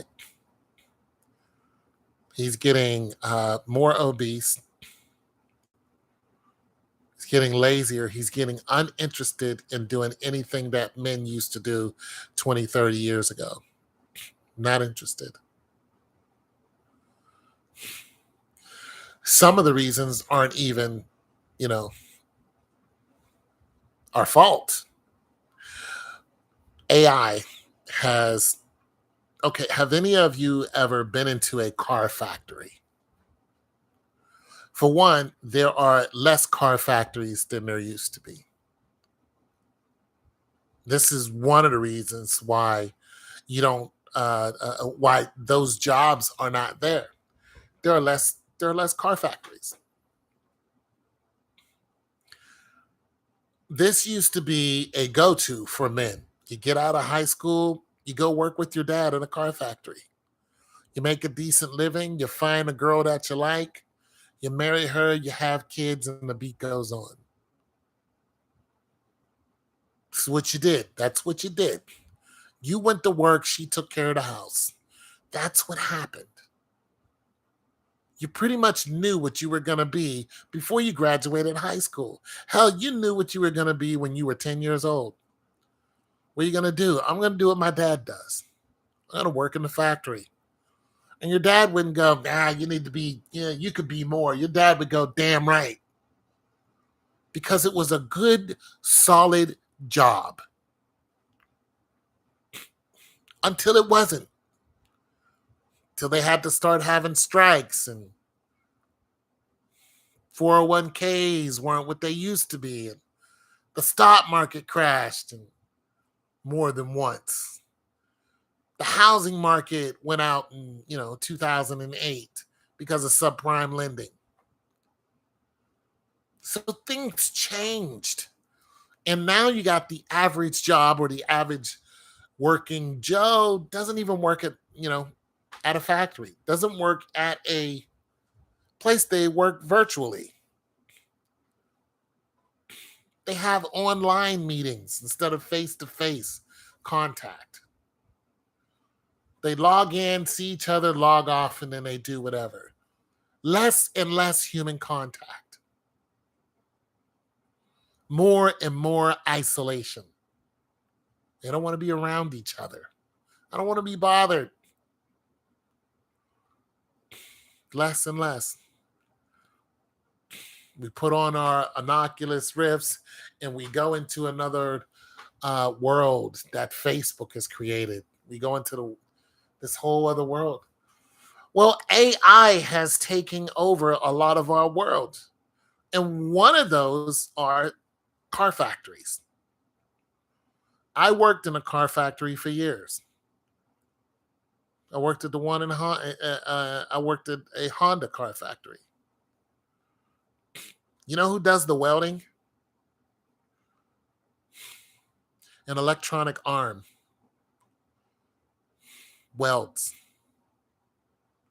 You know what the man does? He watches the computer while the electronic arm is welding. And he's making sure all the numbers are precise. And when one of those numbers is off, he goes, then it gets back online. And when you're doing a different car, they stop the machine. They have it on a kind of like a train track. They remove the head and they scoot it out on the train track, and they scoot the other one in on a train track, lock it into place, lock the other one into place. Yeah, it starts all over again. It's not very arduous at all. You know who does the painting? Who paints the cars? We don't. There are 2 lines in that Honda factory. There are 496 cars on each line. You think we can keep up in an 8-hour shift and paint 496 cars? The answer is absolutely not. But you know what can? AI. The car frame comes down, comes into the bay, and it moves at a very slow pace. And there are 4 arms, one here, and 2 on the other side. And they one coat, 2 coats, 3 coats, slides right out. The jobs we used to do are no longer available to us.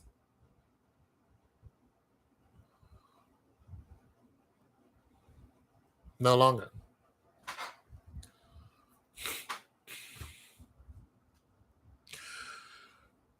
I'm saying all this to say the role of the man is different. The American man, who used to be the standard of the world, it's different. And we're not even talking about LGBTQ. We're just talking about men, regular men. We're different. The strong, proud man it's skewed now. Who's strong and proud men? Hell, you can't even say it. It's toxic masculinity if you say certain things like that. If you have a picture of an American man, if you don't include the feminist man, a feminine man, who's that guy that played in Creed? What's his name again? What's that actor's name? In that boxing movie. The one guy they had on a GQ magazine or whatever it was in pink with his lips poked out, looking like a feminine. It's just disgusting. The American man. This is what they want you to see. A softer, effeminate, someone who accepts femininity into their life, getting in touch with their feminine side. No. The strength of the American man is gone down. In return, yeah, Jonathan Majors. In return, what does that do to the woman? The woman's like, I don't need a man. Why? Because she's not, there's no men. The strong man, this is who they put, Jonathan Majors. This is who they put on the front of a magazine with his lips poked out in a pink shawl, whatever the hell that was. His legs wide open like he's about to have children. They should have put that man in a tuxedo.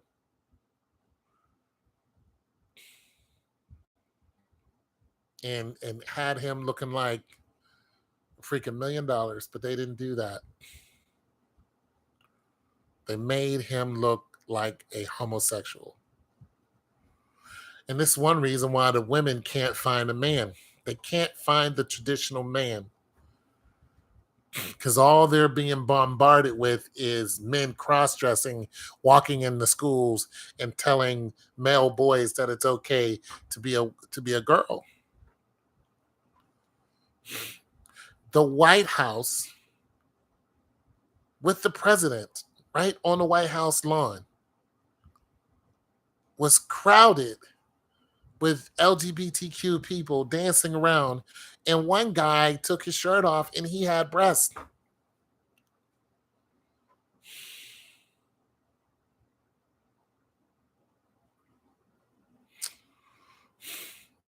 These people were at a parade saying, we're coming for your children.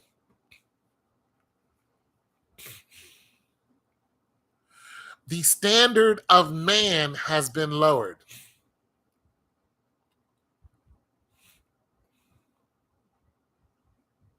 So women who are at the height, at the peak of their femininity are ready right now to be a natural woman, cannot find a natural man. She can't. So what does she do? She does things that are unnatural. They have a lot of women on women loving each other. No, I'm not falling asleep. I'm a little tired, but I'm not falling asleep. I'm entertaining you guys. And I'm warning you.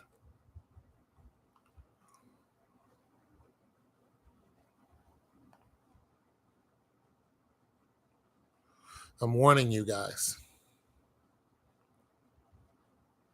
Nothing that you've seen, nothing that has been happening is on accident. Nothing. Nothing that's going on in this world is by accident.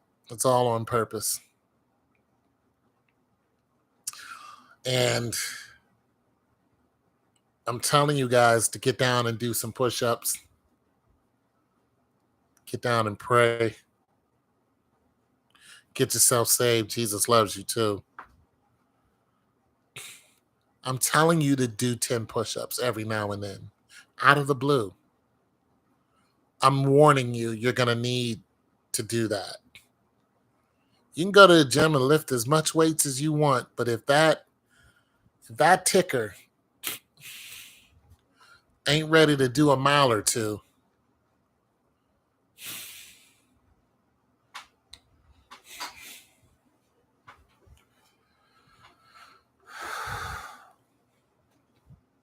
Now, when I was in the military, they made us walk 20 miles.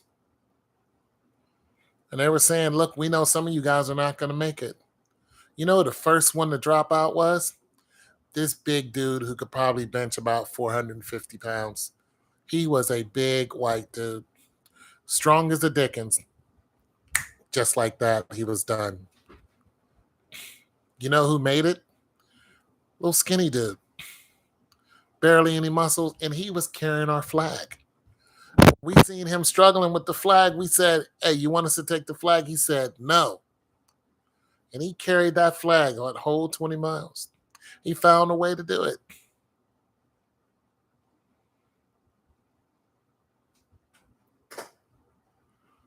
If you can run, run. If you can't, what I'm saying is do something. Pull something. Push something.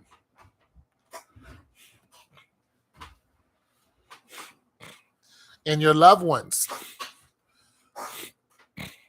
your sisters, brothers, cousins, if you have fat loved ones and they don't have a medical condition, you better warn them. You better tell them to take a good look at the news, because people are being trapped.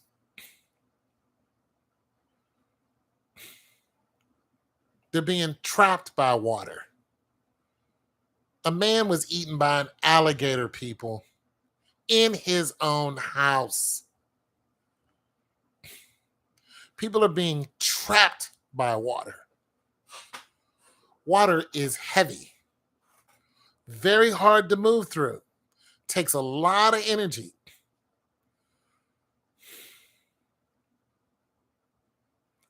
I'm just saying.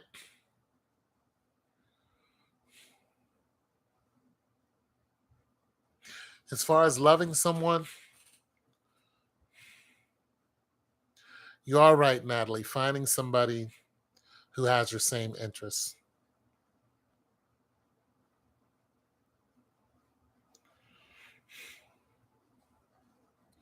There's nothing like having a good partner.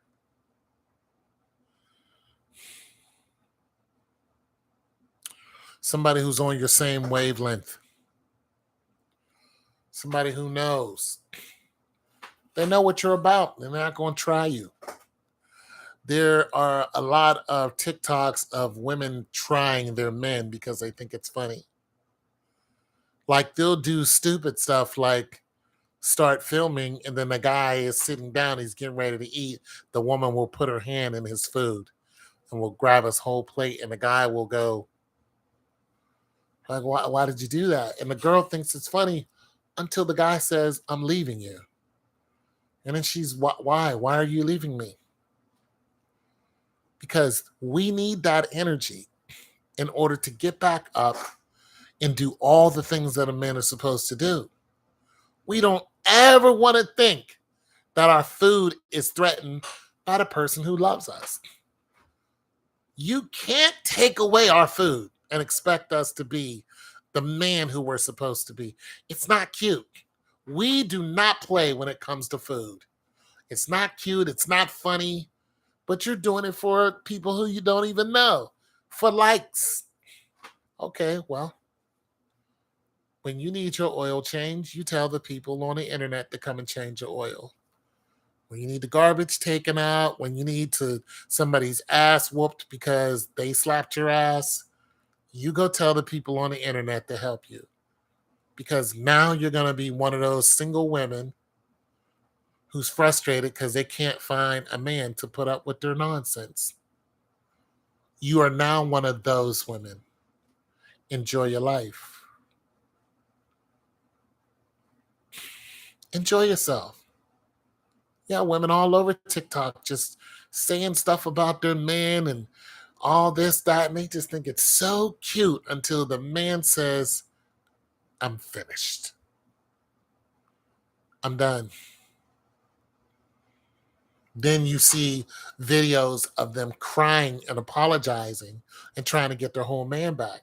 One woman, she threatened her man with her family, and the dude is white. I mean, the dude is black. She was white. She's like, my family's going to come over here and hang you. He said, what? Really? Okay. He said, let me leave. Next video, you saw her crying. Please don't leave me. I'll give you anything you want. He said, nope, I am leaving. You threatened to have me hung. Hung. Your family's going to come over and hang me? He's like, absolutely not. You don't ever say that to nobody. He's like, let me go. She didn't want to let him go. Listen, loneliness is not for everybody. But a lot of you women are making silly mistakes for people you don't know. And you're risking your relationship and you're not even valuing the relationship that you have because a man does, he has some idiosyncrasy that you don't like. He left the toilet seat up. He's fired. Okay. All right. Cool. He's going to take his clothes. He's going to take his truck. He's going to take his dog. And he's going to go and get himself a little 1-bedroom, little shack with a bedroom, a bathroom, and a smallest kitchen. He's going to start all over. And you're going to want to find this guy, and he's not going to pay you any mind. He's going to be at work, and he's going to be at the gym. And he's going to be fed up. He doesn't want to hear from you. Not at all. Read some of your comments. My cousin got blindsided by a woman, and he is depressed. Yeah, because he loved her. He is the only one working and taking care of a newborn. That's going to come to a screeching halt. Hey, Tone, not be saying, I don't need a man and snapping her fingers. I think Natalie. I mean, look, I don't know if she needs a man or not. I don't know. I don't say those things. Tone, you've been watching me. Sounds like me now, homie. Well, you're a statistic. She doesn't cook. Well, you're a statistic. Your problems that you're having, there's a lot of people running into the same issue.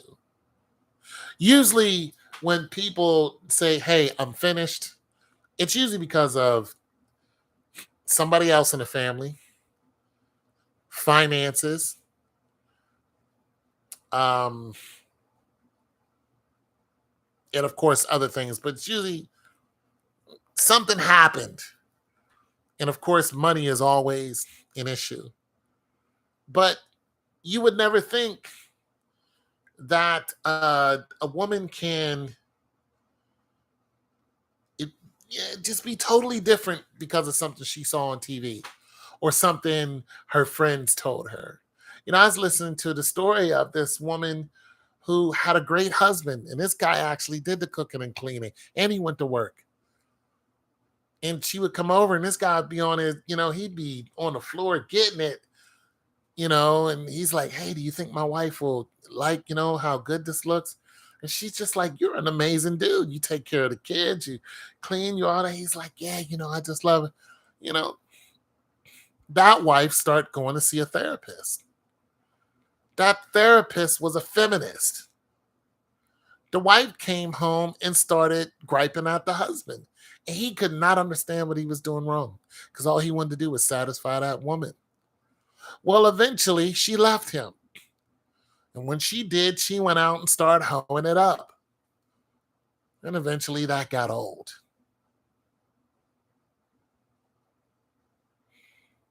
That got old.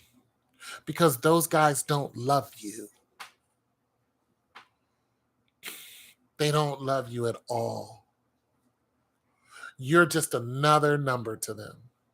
But see, this is happening a lot where the woman becomes dissatisfied for something small. And listen, this happening to men too. I'm not blaming everything on the woman. I'm blaming a lot on femininity. the feminist movement, excuse me. Now, when it comes to men, listen, I'm not saying that we're some prize, but what I'm saying is women are leaving men more than men are leaving women. Women need excitement. They need to, I don't know, they need flashing lights and glitz and glamour. You get these couples on the street doing these interviews, and they're asking, they say, hey, if you can have somebody to cheat with non-guilty, would you do it in a female? Automatically, I'll do it with Drake. And the guy's like, no, I wouldn't do it with anybody else. I'm cool. The women need this excitement. They want this imaginary dude to choose them just for the night, and then they want to go back to the regular dude. But once Mr. Imaginary sticks his winky dinky inside of you, Mr. Practical doesn't want you anymore. You're not. You can't come back because he threw you away like yesterday's trash. Now you've lost your value. You're listening to these podcasts, and these women are talking about their numbers and 5 guys in one day and blah blah blah. And you get that Atlanta Rose chick, she's got a kid now, and she's like, I got a little girl, and she says, I regret the fact that people can go online and see what I used to do. Aurora Snow, same thing. Riley Reid, pregnant, same thing. All of these women were biggest whores in the world. They all have children now. And they reveled in their madness. It's what they wanted to do. All of them. All of them have children. And they regret every single bit of it. But they are the leaders that these other women are looking at, and they're going, I want to be like Riley Reid. I want, 5 black men to run a train on me and, splooge all over my face, and that be on the internet forever. You need to talk to Riley Reid because she doesn't want that on the internet. Talk to Atlanta Rose. She doesn't want nothing to do with that. Aurora Snow is quiet. You don't even hear from her anymore. She had that kid. That was it. And this has happened to so many of these young girls who go on there and they just let people do whatever to them. Now they all have children. They all have children. And guess what? You can still type in their name and you won't see them with a child and a husband. You're going to see them with their asshole being blown out by some random dude. That's what you're going to see. And they're going to see it too. And it is now in the annals of time. It's not coming down. As a matter of fact, your kids, they got their kids are looking them up. Kim Kardashian, her kid asked her, what did she do? How did she get famous? The kid was like, Mom, how did Dad get famous? She said, well, he's a musician. He said, how did you get famous? She didn't say anything. She called Kanye crying because of those tapes that are on the internet. She called him crying.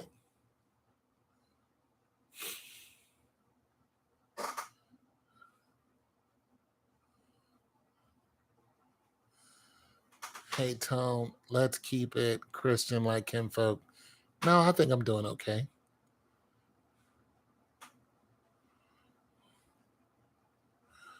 What do I be watching?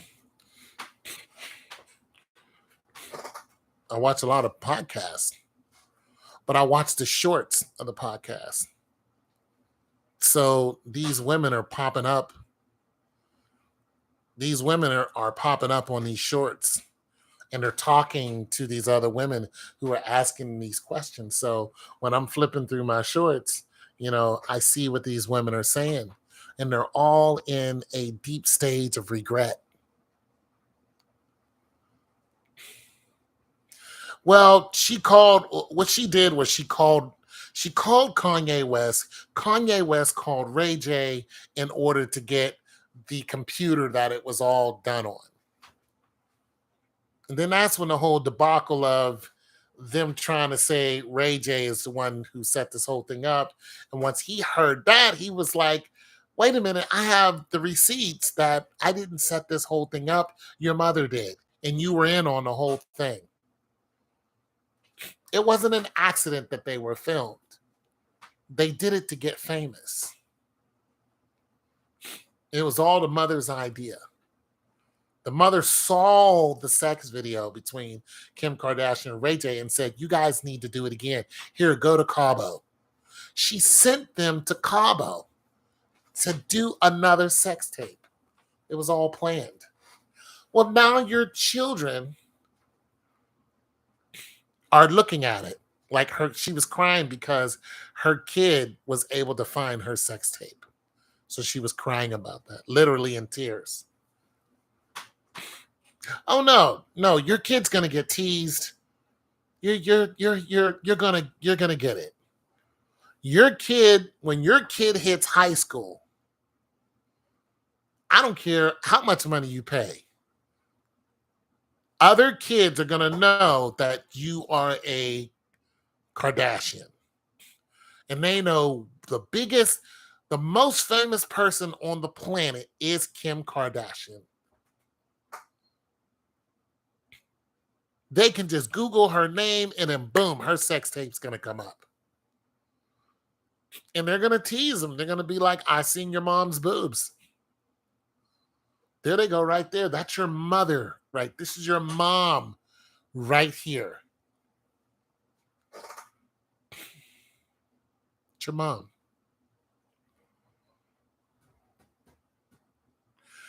These people have led the way for a lot of other women to go astray. And so the value of these women has sunken because they're not able to pair bond.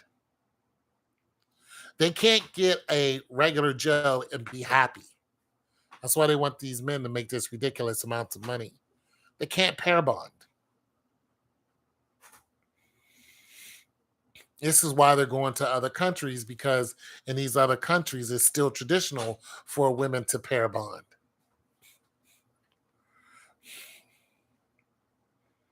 You know, I was listening to a young lady from the Middle East. She says, listen, you're not going to find a whole bunch of women in the Middle East that are not virgins. She said, you're going to find a bunch of them that are virgins. Like they're virgins. They're not running around. They're not going to do this. So, you know, women are also shaming men for wanting a virgin. You want somebody that you can manipulate. I'm like, I don't know if you guys been to some of these countries, but none of these women are being manipulated. They're just virgins. You ever met a virgin? I have. Met a couple of them. And I didn't think, ooh, I can manipulate, you know, this virgin. No, I'm thinking if I do this, then this person's going to pair bond with me. Like, how far am I going to go with that? That's really what it is. If you pair bond with a virgin, then you guys are, boom, that's it. Having to hold rich or for poor, good health or not, whatever, boom, that's it. You guys are together. That's the way it's supposed to be. Well, when you keep sleeping with a bunch of people, you can no longer pair bond with them. That's the biggest danger of all of this promiscuity. But the feminist movement, you know, all of these books that they put out when you're in the line, you know, to check out, you know, whatever, all of these Cosmo and all this, have better sex, have more sex, have a better orgasm, have a longer orgasm. They kept feeding and feeding and feeding this trash to these women, and these women are picking up, how do I have a better orgasm? How do I have better sex? How do I, leave your man? Find a younger man. Get a man who looks like this. Well, your husband is 40 years old. He's got a belly from good eating and working on, buildings downtown, help building superstructures. He's doing $250,000 a year. He's got a hell of a pension. Hell of a pension. He's got every qualification that OSHA needs him to have. He can go anywhere in America and make a grip. A grip. He's in high demand. And you want better sex. All three of your kids are going to go to a damn good school. Damn good. They're going to go to Duke. They're going to go to A&M. Go to Florida and be a Seminole. Ohio State. What? Pitt, Nittany Lion. You know how much it costs to go to these schools? They're going to have a great time in college. And they're not going to worry about one dime because dad has taken care of it. That house you live in, that 4-bedroom, 3-car garage, that minivan that you're driving around. Yeah. That's a Honda minivan that you're driving around. That's a Honda Odyssey that you're driving your kids around in. That's a Honda. That's a Honda Odyssey. You might want to look up how much one of those cost. Just Honda Odyssey is the top of the line of minivans. And you're pushing one of those. And you want better sex. Well, go ahead. Screw the gardener. Go ahead. Knock the pool boy off. And when your husband finds out, you're going to break his heart. You're going to break your kid's heart. Your husband's not going to love you the same. He's going to leave. The pool boy's going to leave. You're going to try to date other men, but you're 35 with 3 kids. You're not going to have time for that. You're going to try to get your husband back, but he's never going to look at you the same because he doesn't trust you. But being that he's a super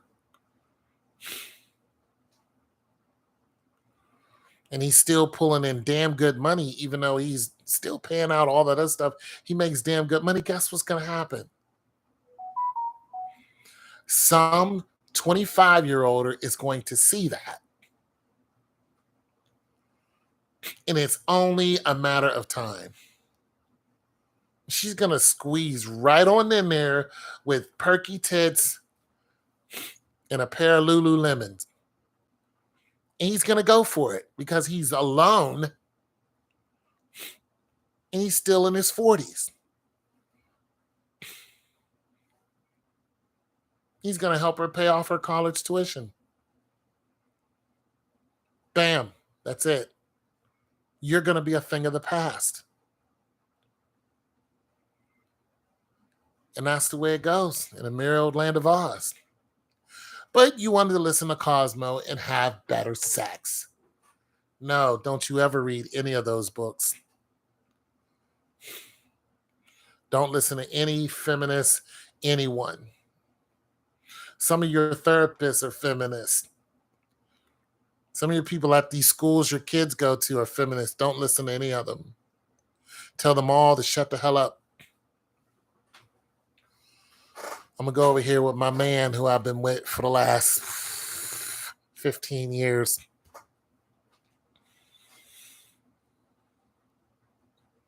Stop complaining about your man. He snores, so what? So do you. You just don't hear you. He has a CPAP. Yeah, if he doesn't have a CPAP, he's gonna die. That's why he has one. He's got one so he doesn't die. That's why he has one. All right? Quit complaining about the little things. There's a roof over your head. You live in a nice neighborhood. It's quiet. You've never been robbed. You've never been robbed. You guys don't have any guns around the house because you don't need them. Got a nice pool outside, sitting on about 3, 4 acres. Your neighbors like you. Shut up. Because that can all flip on its head. There was a woman on World Star today. She said, listen, I just got home from work, and the man that I've been with for 15 years has left me. And he left me with 9 children. 6 of them were his. He's gone. All of his stuff is gone. Everything that he had in the closet, his shoes, everything, his clothing, they're all gone. You think he's going to come back? Absolutely not. He is gone. And she's stuck with 9 kids. And she said, I just moved into this 3-bedroom apartment. Or, excuse me, 3-bedroom house. I just moved in here. Now I have to pay this mortgage by myself. What am I going to do? Shut up about your man. Shut up that he doesn't look like he did in college. Shut up about your man. Remember that one lady who complained about her man, even though he was building her a house? All he did was ask her, look, when you come home from work, can you clean up some of the stuff? She gets on TikTok and starts complaining about it. My husband, who built this house, him and my father-in-law, they want me to come home from work and clean up this mess, blah, blah, blah. Well, she went viral. Big mistake. When the husband saw it and the dad, her next TikTok, she said, well, she made that TikTok in a whole different house. She said, we're getting a divorce. It wasn't even a week later. Now, the house that he built was for you. Now somebody else is going to move in a house. You put it on TikTok that your man built you a house. He built it. That's what he wanted her to clean up. He wanted her to clean up some of the materials because they were building this kitchen and this whole island. And, you know, he was just like, can you just move some of this stuff? Because when they come back the next day, they wanted to go ahead and, you know, finish doing some other stuff. But he didn't want to waste time cleaning. He wanted to spend more time building and putting it together. And she complained about it and put it out there. Well, your dumbass don't even realize you put that information out amongst a sea of women who don't have a man. And you're average looking. There is some beautiful chick with her head on right who saw that. You think she ain't making a beeline for your man? He built you that house. She's making a beeline for him. She DMing him right now. Hey, my name is, Melissa. Saw that, girl to getting a divorce. Sour grapes for her. Listen, here's my number. Call me. Let's talk about it.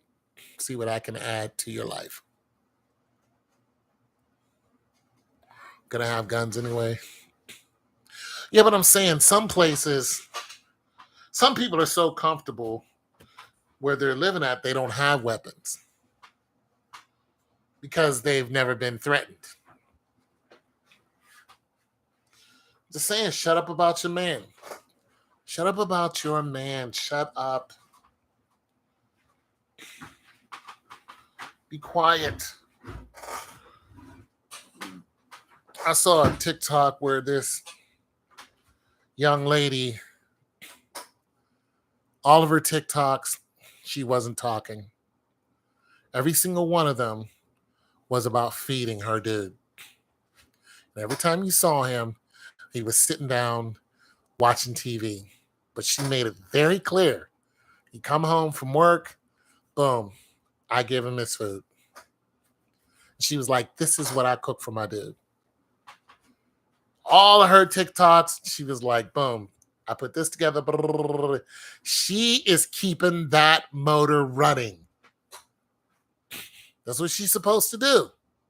Sure, I'm sure there's something about him that she doesn't like, but she knows better. She's like, I'm going to keep this motor running. And that's what she does. He goes out, he makes money, he brings it back, buys, you go out, you buy the food, boom, you cook it, boom, we sit down, we eat. In the morning, I'm going to go out, I'm going to do the same thing, rinse and repeat. That's how it goes. And all of her TikToks was about that. It was it. She didn't say anything. It just had a small description, but she showed all the food that she would cook. And he'd sit down, and every time he got the food, he'd be thankful. And he'd sit there, eat it, watch a show, and boom, that's how it goes. That's what all of her TikToks are about. And every guy in the comments is like, that's how you do it. That's what I want. And she's cute. Cute. Very cute. Young couple, too. Wasn't like she was some, young couple. She's like, I get it. I get the point. If this is how you do it, this is what I'm going to do. Stop complaining about your man.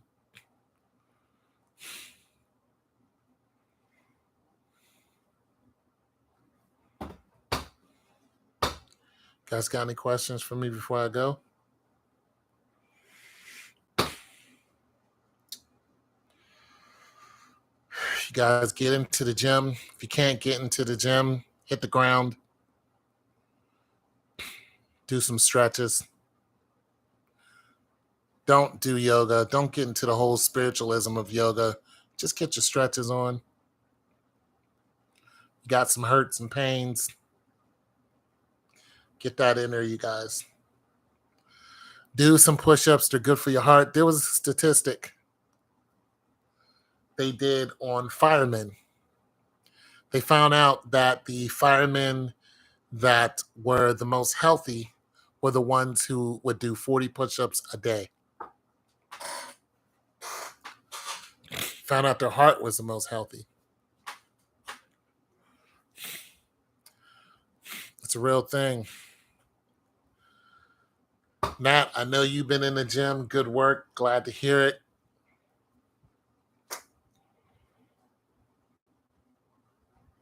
Getting that cardio in, getting that lifting in, hitting them squats.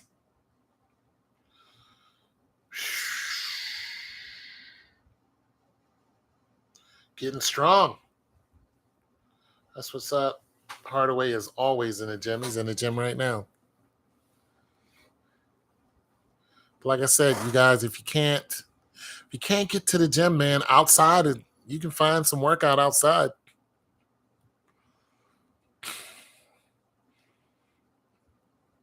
You can go right outside to your driveway.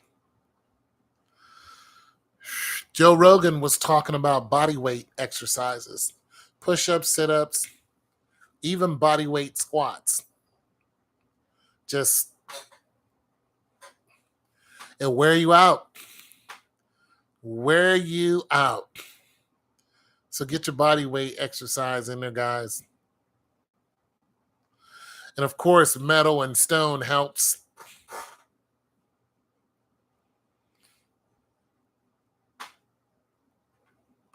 What's your favorite? Squats is your favorite? Well, squats, because squats, using them lungs. High intensity, yeah, you using them lungs when you squatting. I saw a video recently of this bodybuilder. This guy was squatting 450 pounds. Forgot what country it was in. He went down. He broke the plane. Couldn't get back up. He couldn't recover. Instead of leaning back, he leaned forward. The weight came down on his neck, broke his neck. He died right there and then. And he had a spotter.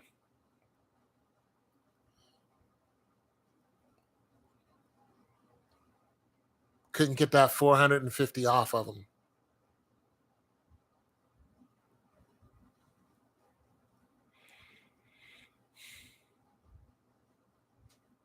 Yeah, it's on World Star.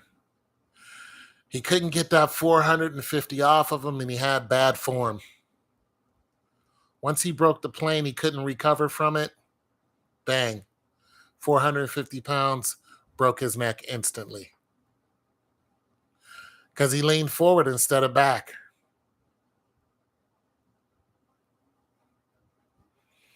Somewhat. I can coach track easily.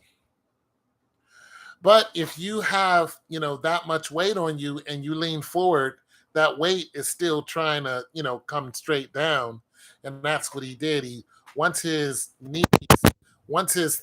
thighs came down and he broke this plane right here, he went past his strength threshold. He didn't have enough strength for his thighs to recover. So once he got here, he was past his threshold and his body just kept sinking. And then his back went this way instead of going this way. What he should have did was went back this way. The weight would have just dropped down. Nobody would have got hurt. But he went forward and the weight was still on his neck and bang, snapped his neck. He died instantly. There was an Asian woman who did the same thing. Same thing. She tried to squat 400 and it was 405. She just casually got up under a squat rack of 405 because it was on a machine and her daughter was right there. I guess she thought she can do it. She picked it up, got off the rack, and bang, caught her. Weight landed right on her neck and pinned her right to the bench. She was just bam, right there, died right there. 405 pounds. Crushed her.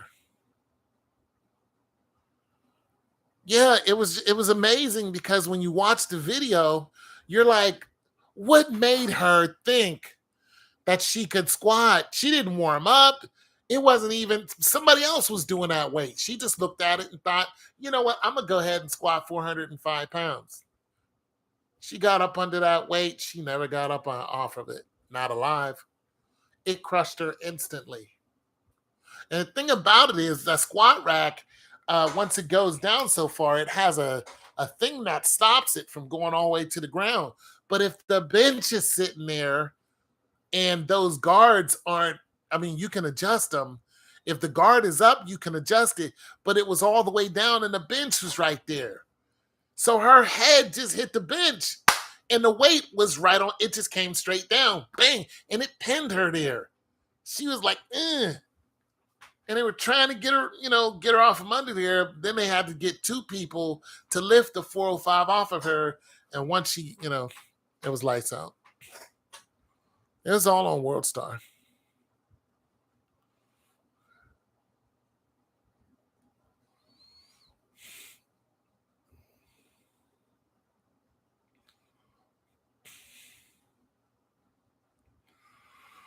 Yeah.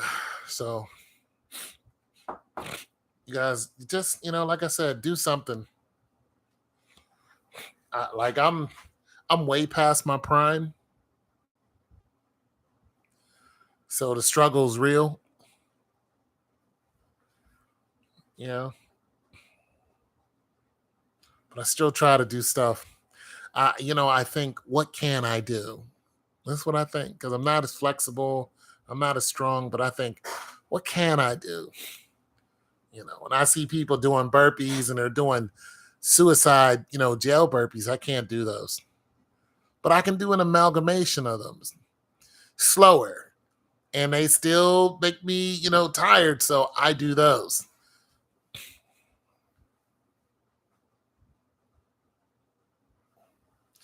Yeah, I do those. And, here's something you guys probably don't know about me. I used to be a distance runner.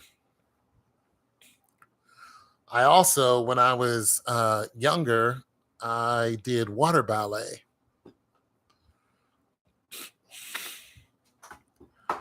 I could swim the 50, pretty damn fast. And I could hold my breath for a long time. I can't do none of that today. I can't do none of that today. No, no, no, no, no, no, no. It ain't happening today. I swim the 50 today. I'm done. I tried to go to the Y and swim some laps thinking I still had it. Oh no, that water taught me very quickly who I was. Our water is like, you're not 20. I'm like, man, I mean, yeah. Ah. Capillaries. Can't do it. I used to be able to hold my breath from one end to the other, back and then back again, and swim the whole way underwater. Bang, bang, bang, bang, 4 times. I can't go 10 feet without popping up, gasping for air. No, I know what I can do. I have no delusions on what I can and cannot do. But I seen a dude who's older than me swim a mile. I was like, how far did you swim? He's like, a mile. So it's not my age, it's just me. I can't. Yeah. So you're not going to see me on the Titan anytime soon, or the Titanic, Lusitania, any of those. Yeah, Daddy ain't getting on none of those.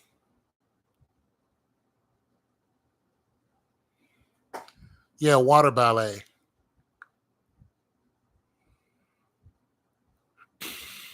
That's when I was like 10 years old.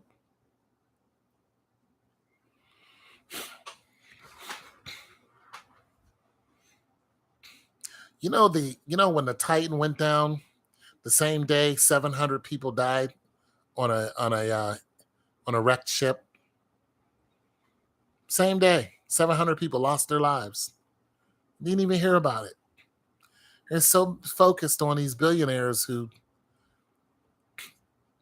went to the bottom of the ocean in a tin can.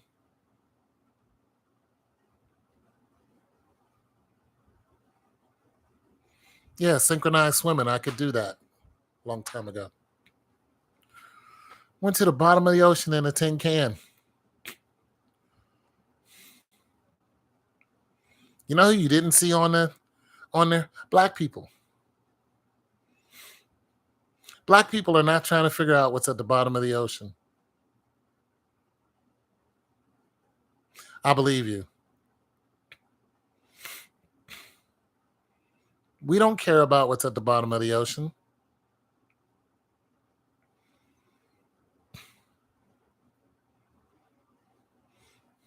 There has been some black people who've climbed Mount Everest, but the majority of people, they're not black. You know what you see when you're walking up Mount Everest? Dead people. These one climbers were on their way down, and there was a woman who was still alive, but she couldn't move. And she was saying, "Don't leave me." But they knew if they went and tried to help her, they were going to be stuck just like her. They left her on that mountain. She froze to death. That's what you're going to see. Every time those guys climb up those mountains, they see dead bodies and fresh dead bodies. And some of them aren't even dead, but they can't move.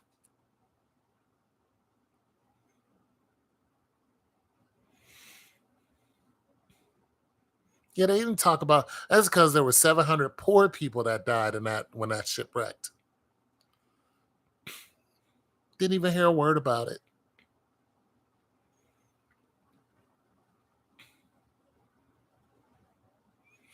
Isn't that something? This guy went to the bottom of the ocean in a tin can that did not follow any oceanic standards. As a matter of fact, he absconded with, or excuse me, he didn't abscond. He he used carbon fiber where he shouldn't have. He used carbon fiber.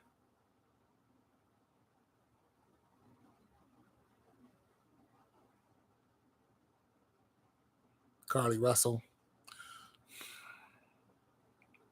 Why did he do that? Why did he use carbon fiber? Why didn't he use the regulations that were mandated by the government? He wanted to be outside of the government. And he fashioned himself a rebel.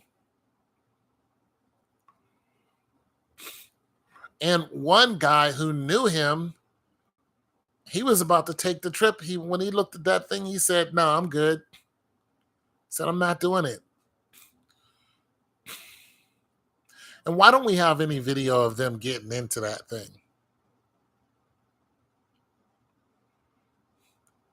And why is it that they were focusing on sounds that were miles away?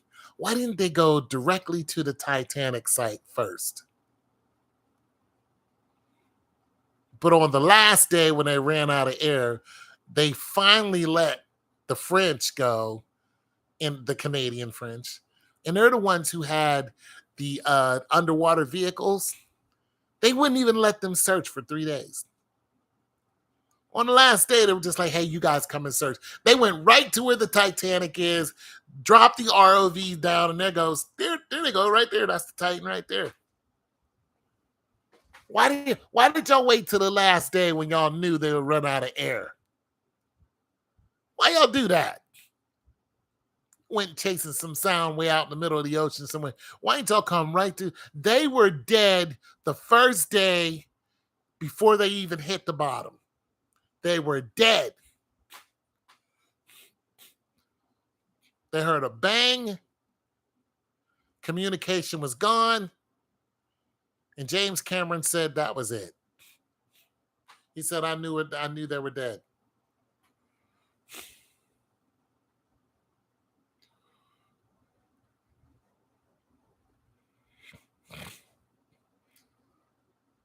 What up, Mythbusters? I like that show.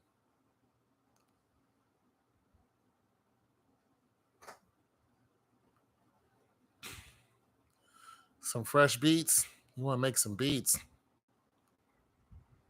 I'll make one. I'll lose my audience, but I'll make one if you want.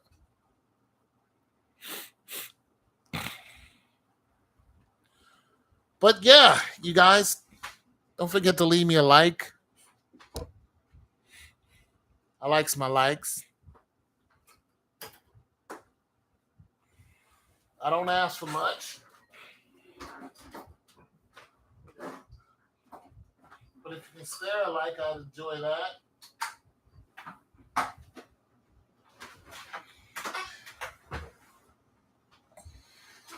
You know?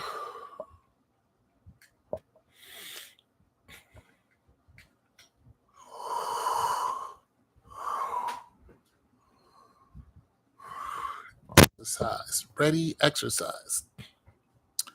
So, Hardaway, I need I need one of your exercise regimens. You need to send me that. I want to know, you know what I'm saying? I want one of your exercise regimens so I can, I think I'm going to go to the gym tomorrow, even though my back hurts. I think I'm gonna go to the gym tomorrow. And I'm gonna go to Big Boy Gym. Might do some benching.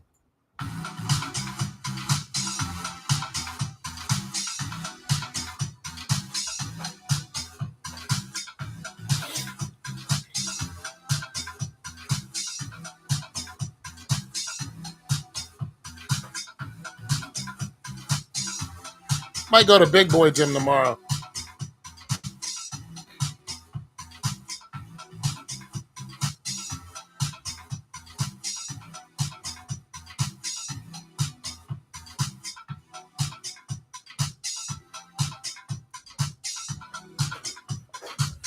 For those of you who don't know, I make music, mess around with it. I just mess around.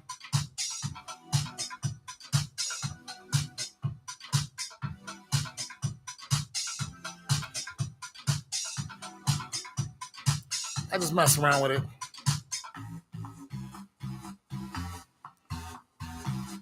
Just to have fun.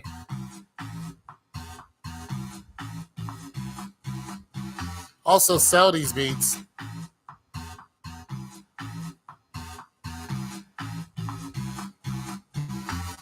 So I sell a track for $100. So if you're interested, there's that. If you're interested.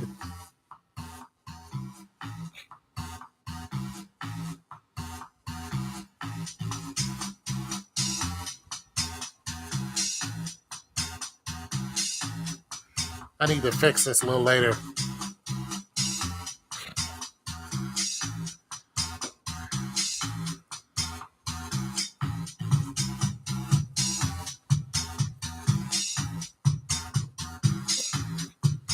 I need that workout regimen.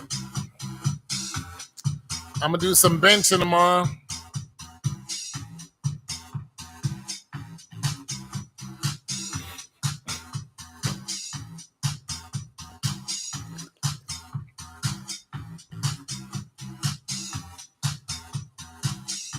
Want to know what you do for bench?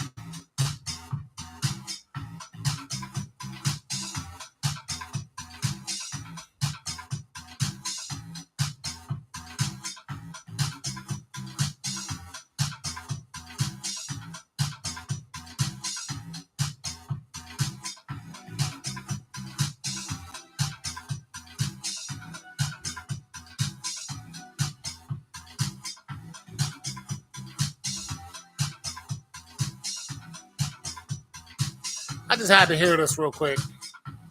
All right, I'm going to make something else. I just wanted to hear that real quick. You know what I mean? I think I'm going to keep that one. All right, so you wanted me to make a... I don't know what kind of beat you wanted me to make. I got my own little flavor. I don't usually... I'm saying I got my own little boring. I got a little boring flavor. But I'm gonna start off with bass. Just let you guys know. Sometimes I start off with bass. I can find one that I like. You know what? Let me start off with an arpeggiator. See who wants to arpeggiate.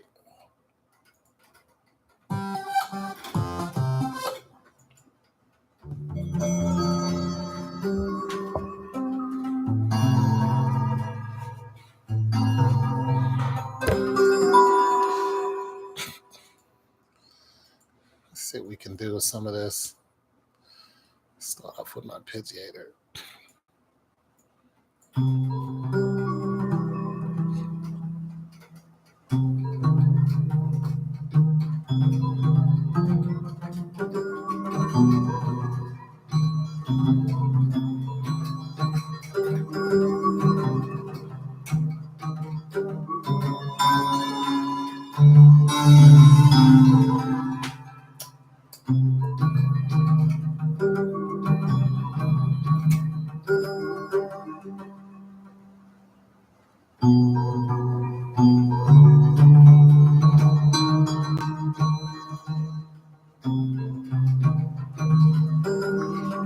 work.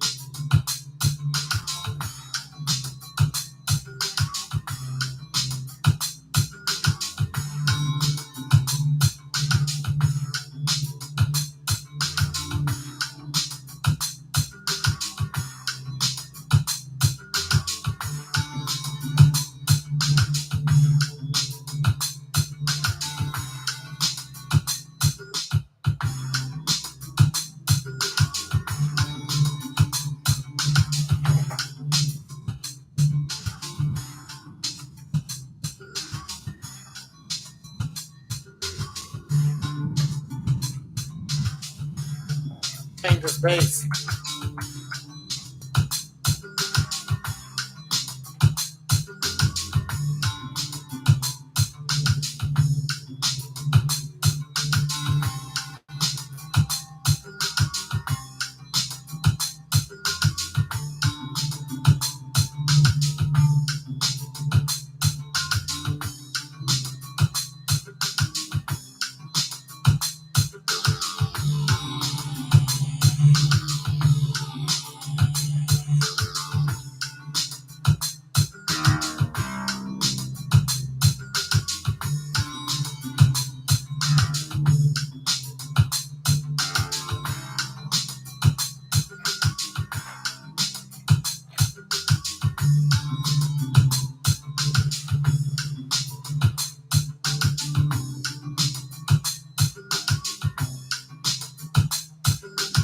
I don't like none of these bases.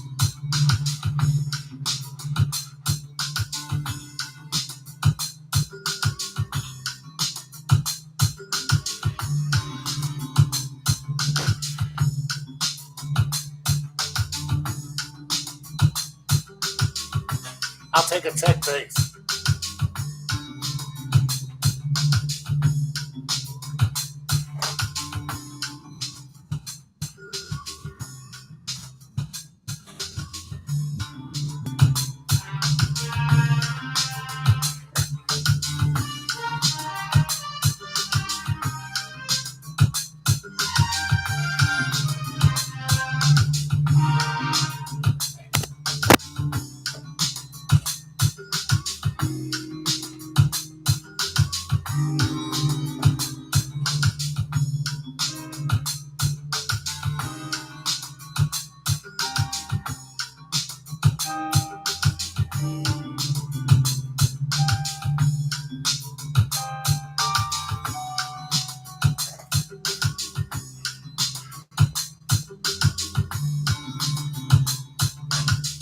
Might be it for this one.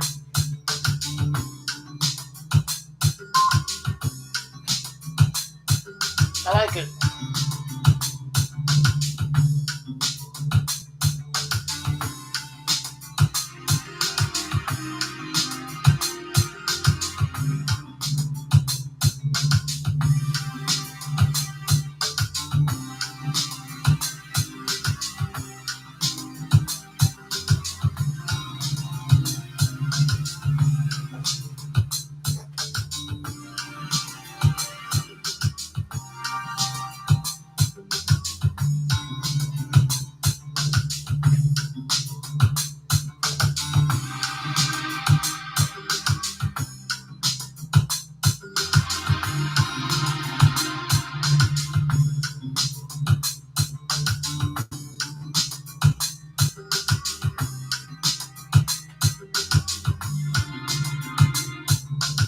I like none of these.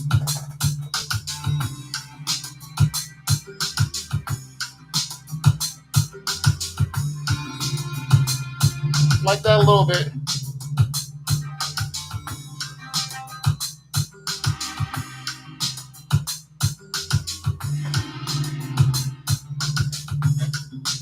I like none of these.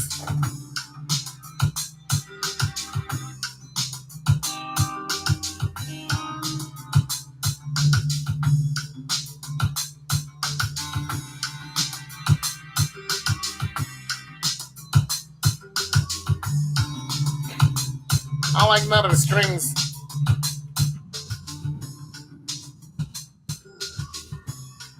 I like it the way it is. It's just real quick without putting a lot of effort into it.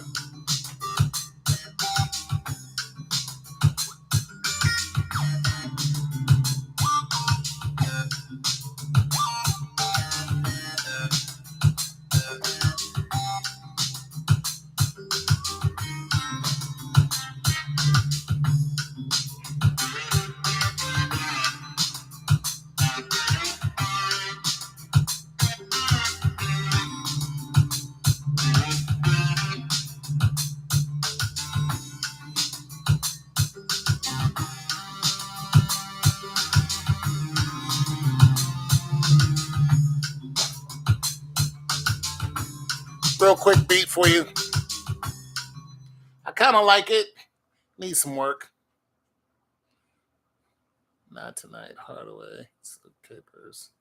What you guys talking about? I'm late, but no love. Not worth it. I'm shocked. Tone is on his serious mindset. Well, I was trying to get past this glass. This right here. The sound was kind of the reverb in it.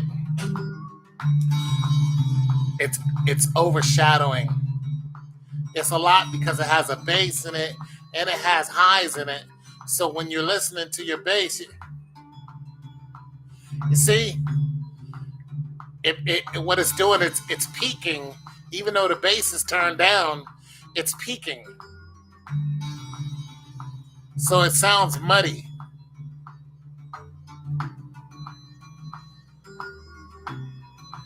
So my bass is turned down, but it sounds muddy. So it was throwing me off when I was listening to the full song.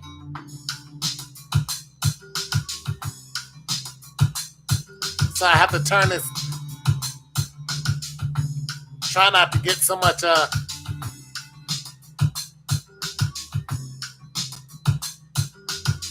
So if I took this out without the bass,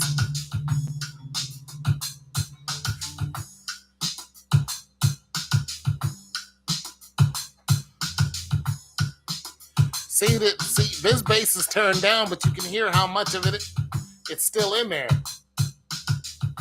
Now when you add something that is turned up and it has bass in it, it you know what I mean? Without a compressor, it sounds like there's two different basses going on. That makes it muddy.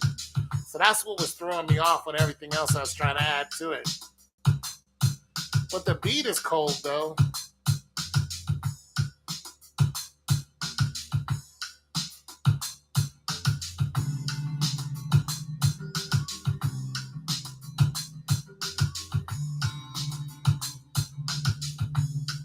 Yeah, see, it sounds like two basses.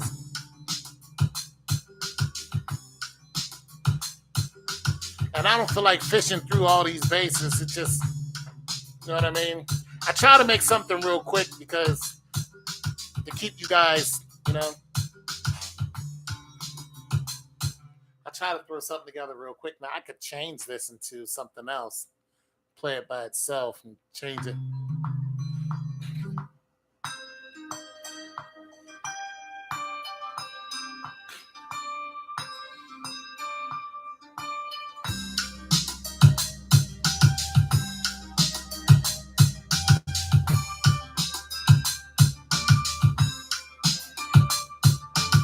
Now, none of these don't even have a spreader on them. Let me put a spreader on this. I should just put a spreader on that, but I'll put a spreader on this.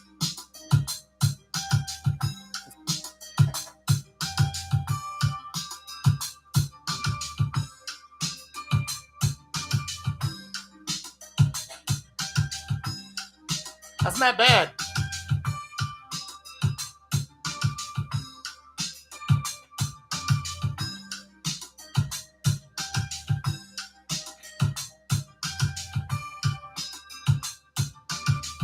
It's not bad to play with it.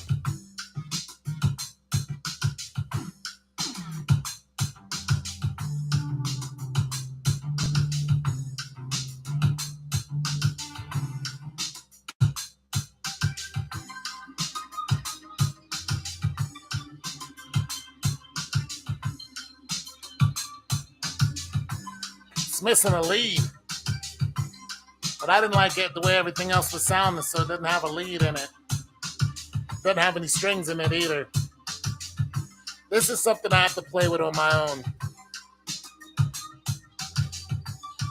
Because it needs too much.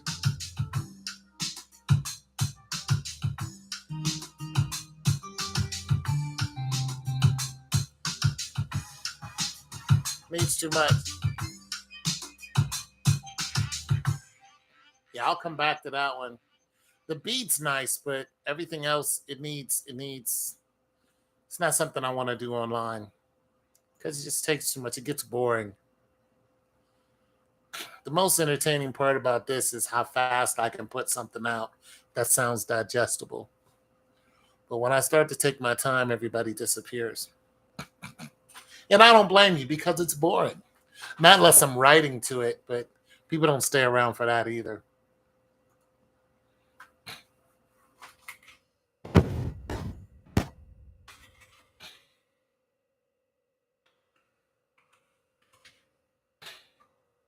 You know what I mean? Don't forget to leave me a like, you guys. I appreciate it. I don't ask for much, but a like would, a like will bring other people to see it. The last video I made 6 cents off of it. 6 whole cents.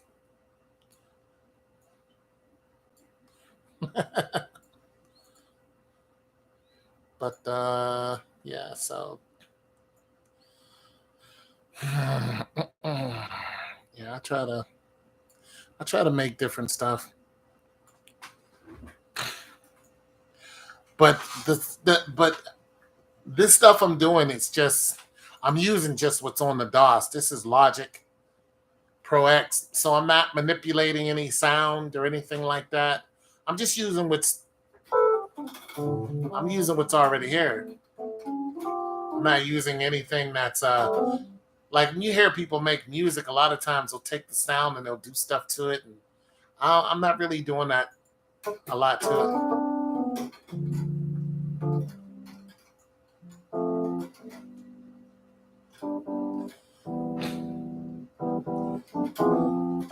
You like that? Put it in the pot, don't you? You know, I didn't even write that down. I just got on the mic and said, I'm just going to say anything. I said, I'm about to say anything on here. So I just started rambling. And boom. Mama in the kitchen going, put it in the fire. I made that song strictly for TikTok or short videos. I think it's gonna go viral one day. I just do. I think somebody's gonna hear it.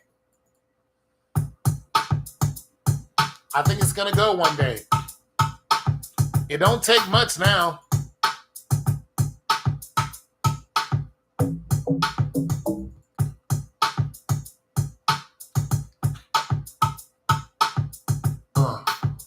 Come on.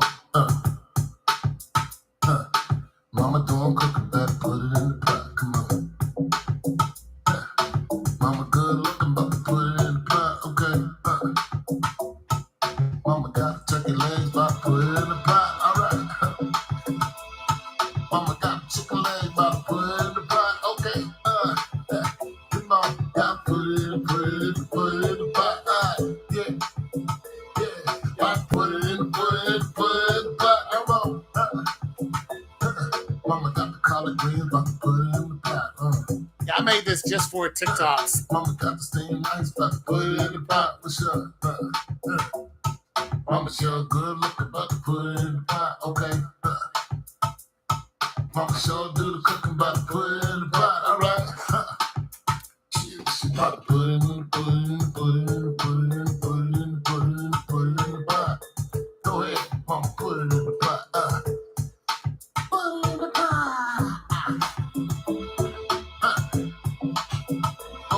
Mama put it in the pot.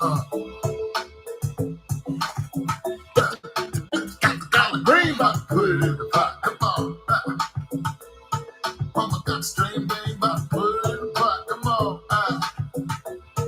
Mama went and got the corn, about to put it in the pot. What's up?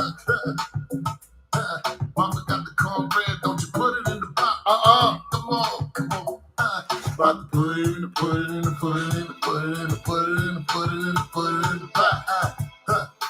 Mama doing the cooking list. She about to put it in the pot. Hey, people are already playing it. It's gonna go. called a cooking list.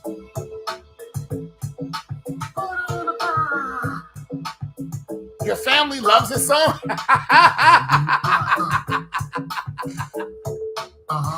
I'm trying to tell you, it's gonna go. Come on. Turkey leg, turkey leg, turkey leg, turkey leg. Put it in the pot. Yeah, it's gonna go. It's just gonna. It's just a short matter of time. A lot of the songs that I recently made, I made just for viral videos, you know, TikToks and whatnot, because I could see somebody using it, and people are using it. You know what I mean? I mean, it's not viral yet, but people are using it. So, Stone. All right, let's pick a sound. Let me pick a.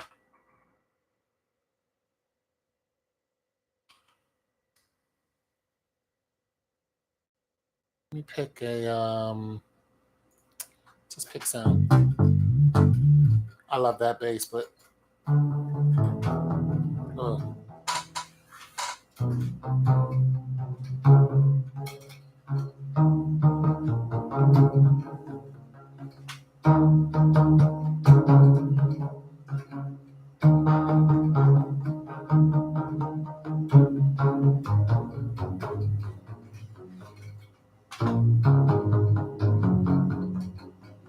In the key of F sharp. I want to see what it sounds like.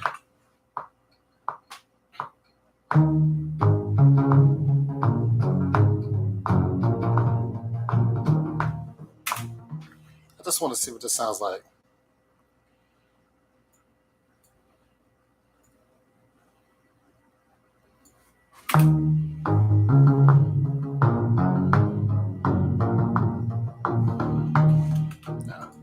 Way too much reverb. Not your speed. What's not your speed? Oh, put it in the pot is not her speed? Nah, that's probably not her speed. Not likes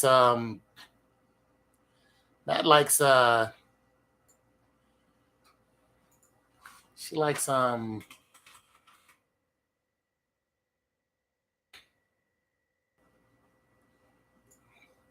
she likes stuff like Afro beats, and she likes other stuff too, but not really gets into the Afro beats. She likes stuff like that.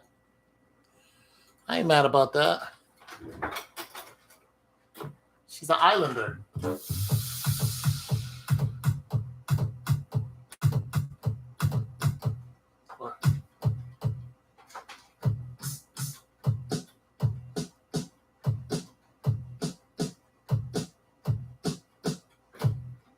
Not like stuff like that.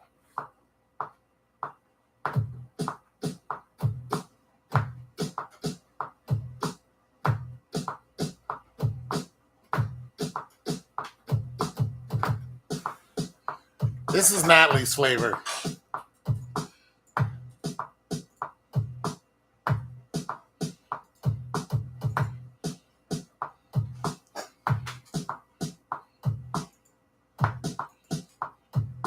Let's see if I can find a.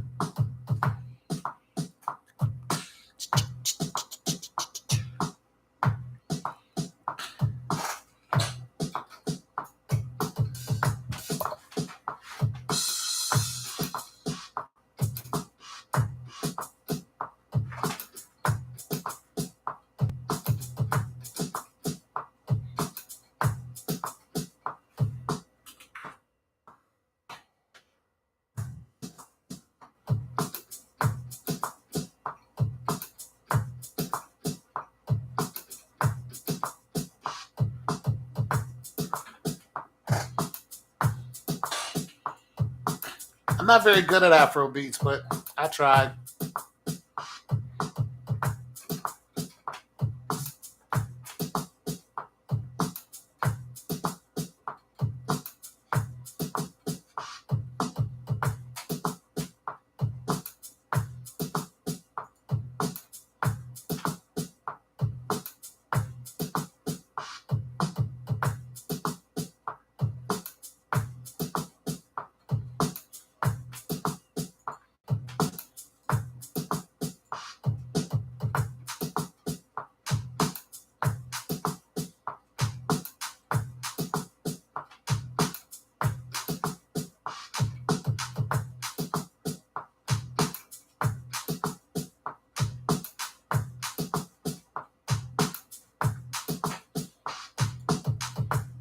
still learning this type of music.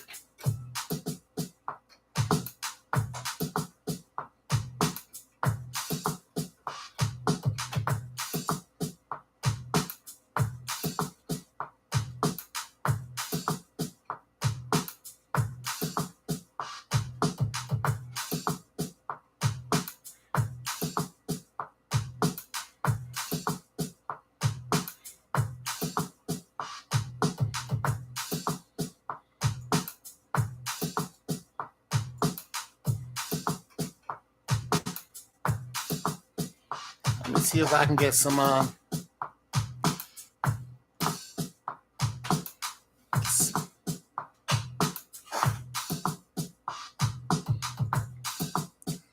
right. I can get some mallet, guitar, some percussion. What? What? What's wrong?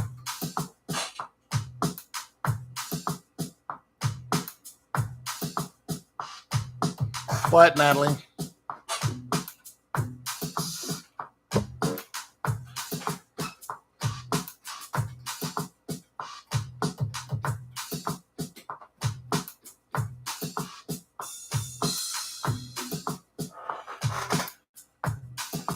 What is it, Natalie? I'm working over here.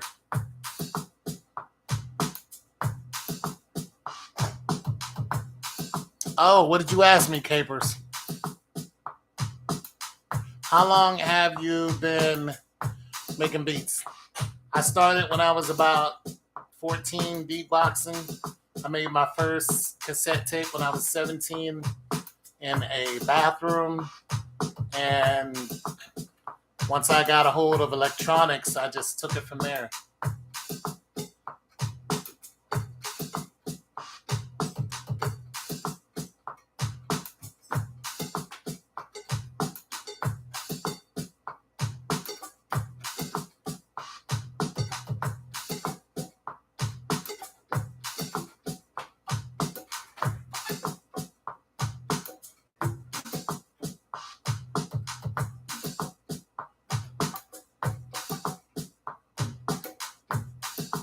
I don't like this with this. I don't know why, because this ain't right. All right. Let me add on let me just grab a pad real quick, see if I can make this better. See, I've been doing this for a minute, man, but I ain't really take it serious.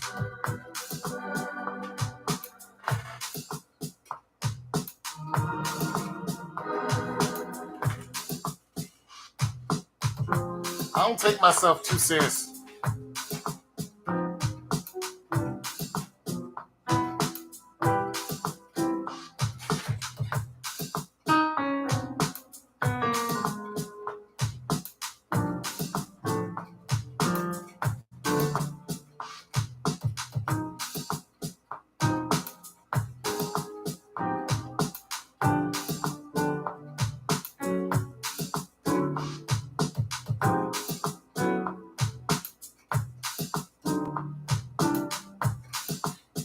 Gotta find some chords.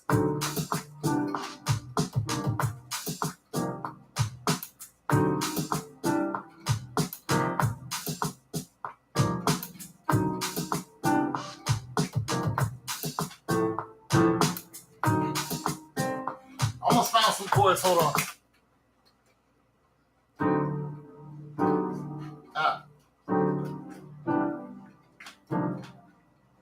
But that isn't Afrobeat-ish. See, I struggle with this type of, because I always want to make it almost an R&B.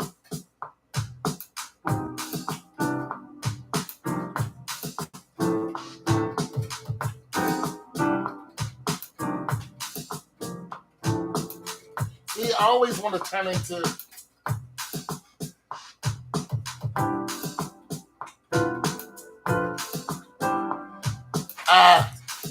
not gonna do it. I gotta change this. Yeah, I always want to.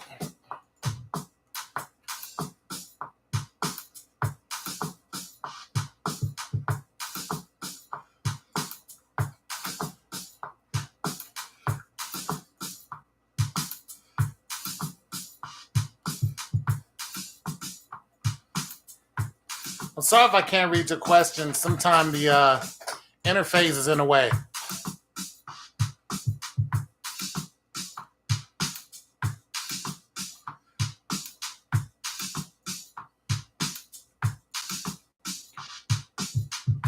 And I'm trying to put something out.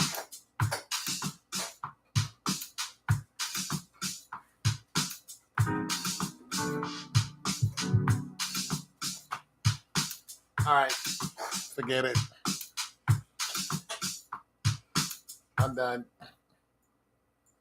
I'm done with this. Because I'm not going to get what I want. Not in a hurry. Not in a hurry. It's not going, I'm not going to be happy with it in a hurry.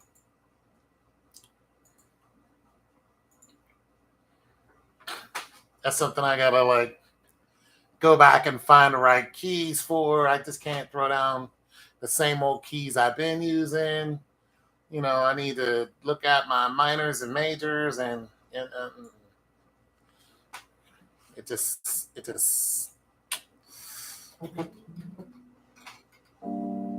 he wants to dance. Oh, he wants to hear he wants to hear a faster pace. Hardaway likes hip hop, doesn't he?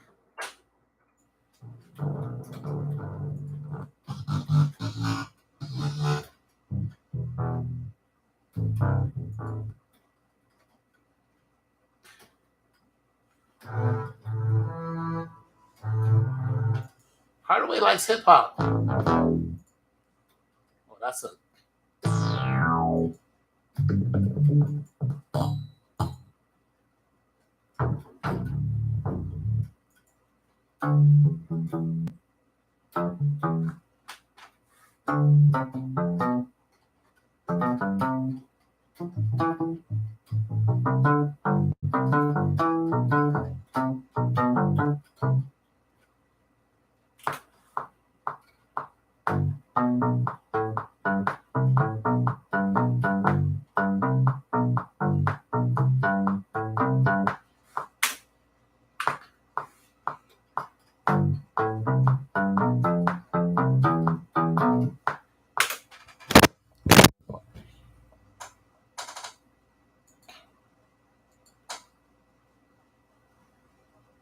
Something fast.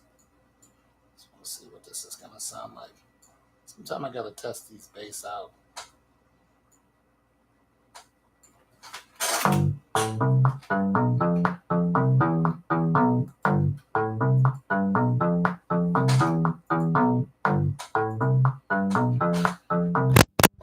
Then I gotta figure out kind of.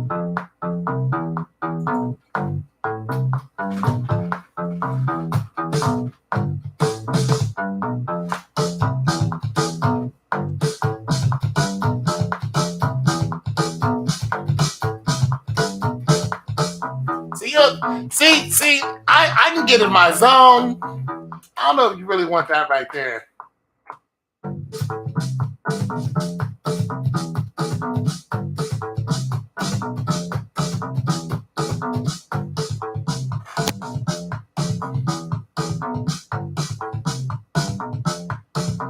That's the wrong bass, though.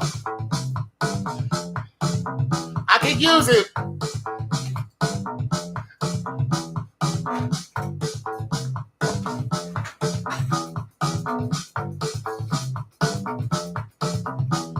See.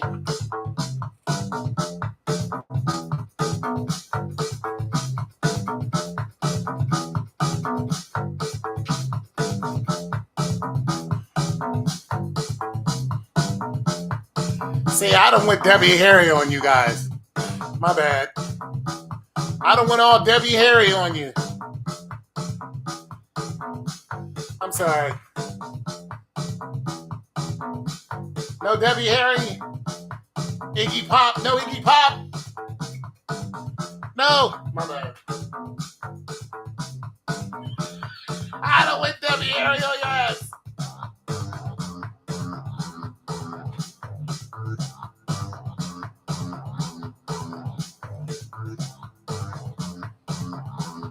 No. I ain't ready for that. My bad.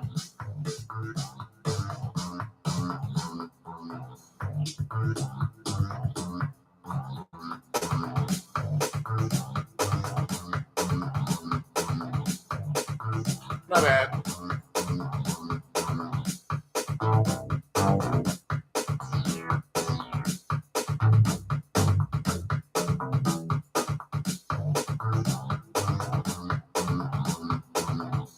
My bad. You like it, Capers? Well, house would be more. It's still at 120. House would be.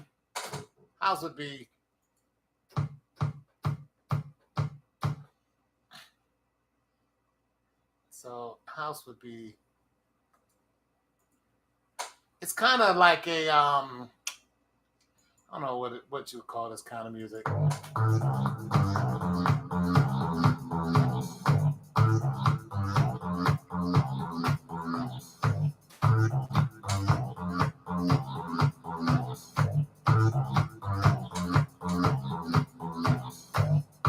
That's kind of house right there. I was just trying to throw a little. Let me get a better bass.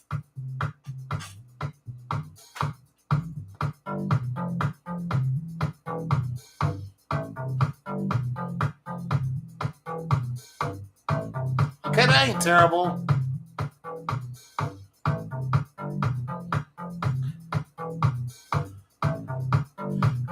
Not in love with it, but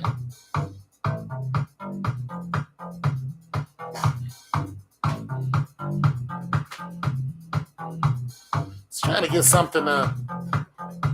I was trying to get something to agree to disagree.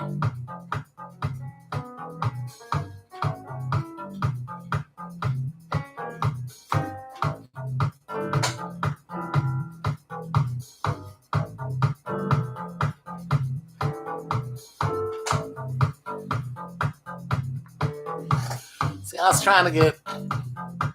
Now I got to try to match this bass.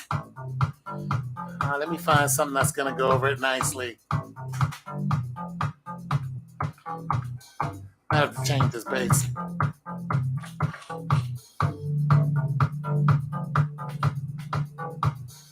Oh, come on.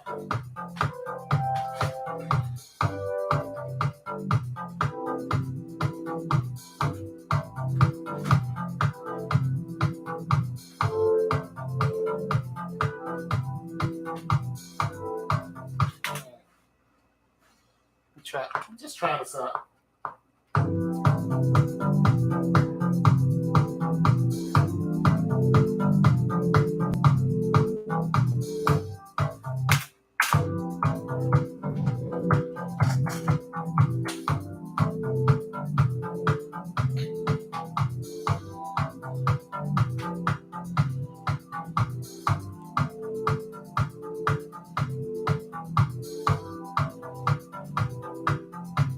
Almost.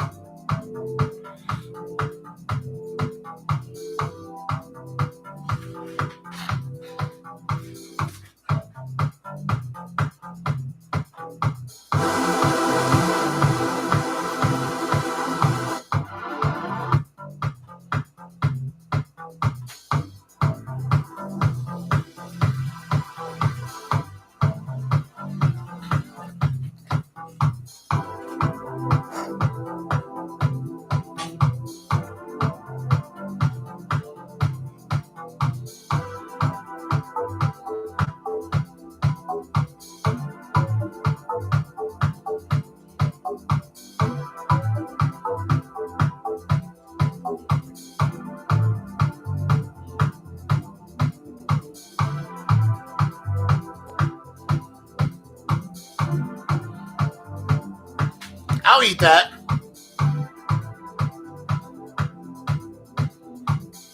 On what? Refresh your memory?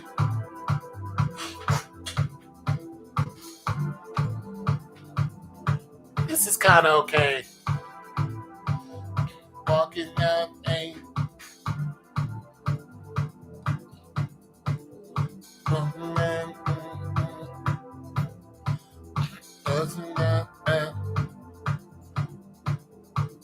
Refresh your memory on what?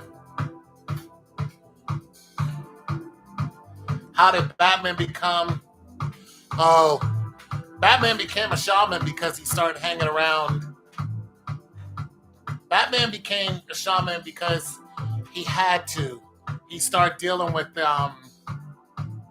warlocks and witches. He started hanging around John Constantine because he started running into, evil demons and stuff that try to destroy the city. And then he ran into Faust. So whenever Faust shows up, then you have to find somebody to combat Faust. You don't know who Faust is. Faust is Felix Faust. He's an evil wizard. So whenever you have that type of thing, Batman realized he couldn't beat him. So he started looking for people who can fight these, beings in the underworld. So he became friends with Etrigan, and Etrigan is hundreds of years old because he's actually a demon, but he fights for the good, and everything he says, he rhymes. So, but Etrigan is tied to a human body. So the human can't die as long as Etrigan lives. So that's why he lives for so long. So he found this whole cadre of people who are on the dark side but fight for the good side. And one of them is the Midnight Nurse. She's a spiritual being. And John Constantine pretty much is the person you go to talk to most of these people. Also, Deadman is one of these people.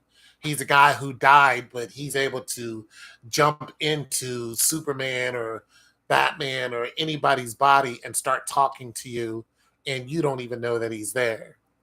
So Batman had to deal with all of these entities that were coming to destroy his city, and so he had to know what he was doing. Yeah. And that's one of the reasons he became a shaman. He started dealing with the dead and then the rising of the dead. If you look at Batman, when he was dealing with Ra's al Ghul, Ra's al Ghul was somebody who lived hundreds of years because he had a pool that you can jump into and it'll revive your body. Well, Ra's al Ghul has a daughter, and his daughter name is Talia, and Ra's al Ghul wants to take over the world. But Batman was tricked by Talia, and then she had Batman's baby, and that baby is Damian. Damian Wayne is Batman's son, and he's crazy. And when he grows up, he just destroys everything. That's how.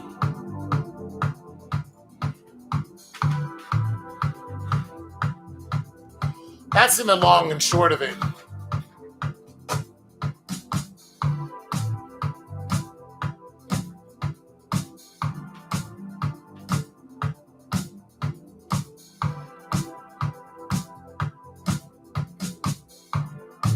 That's the long and short of it. There's a lot more to it.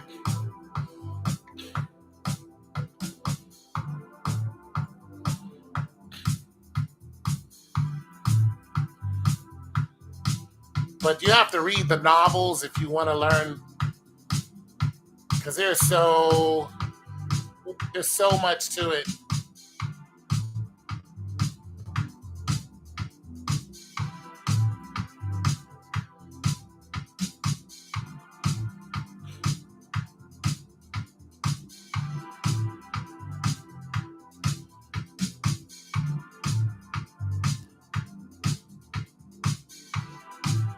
Not terrible.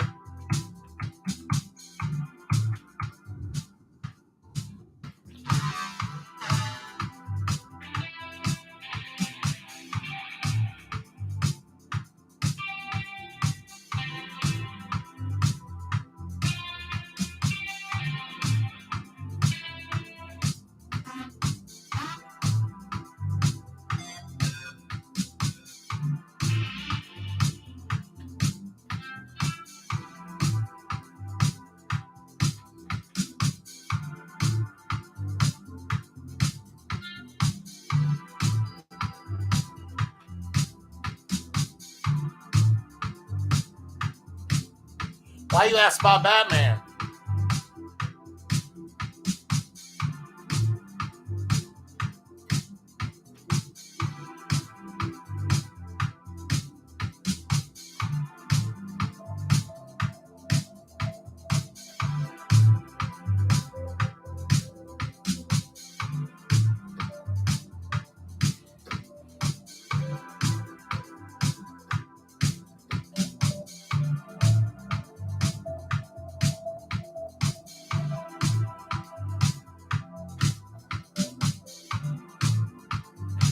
I like your general interest.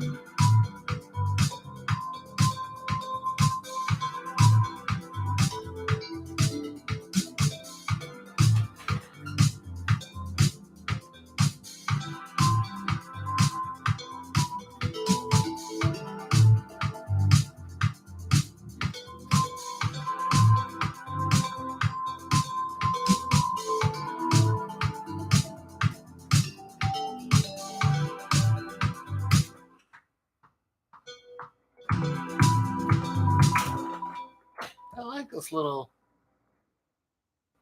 Cambucci. It's Majinga Cambucci in lane 1. It's Majinga. Track and field.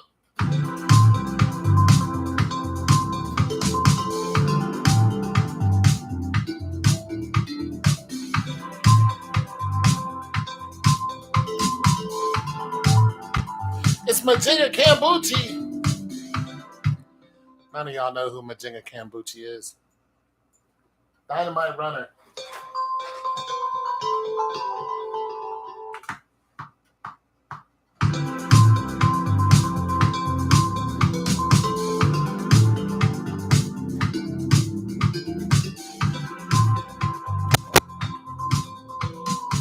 Majinga Cambucci in lane 1.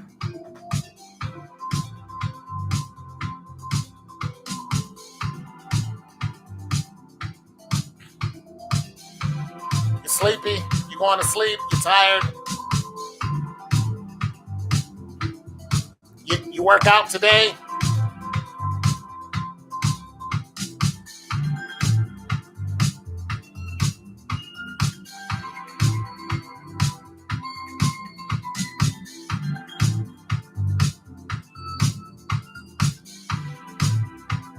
I like this.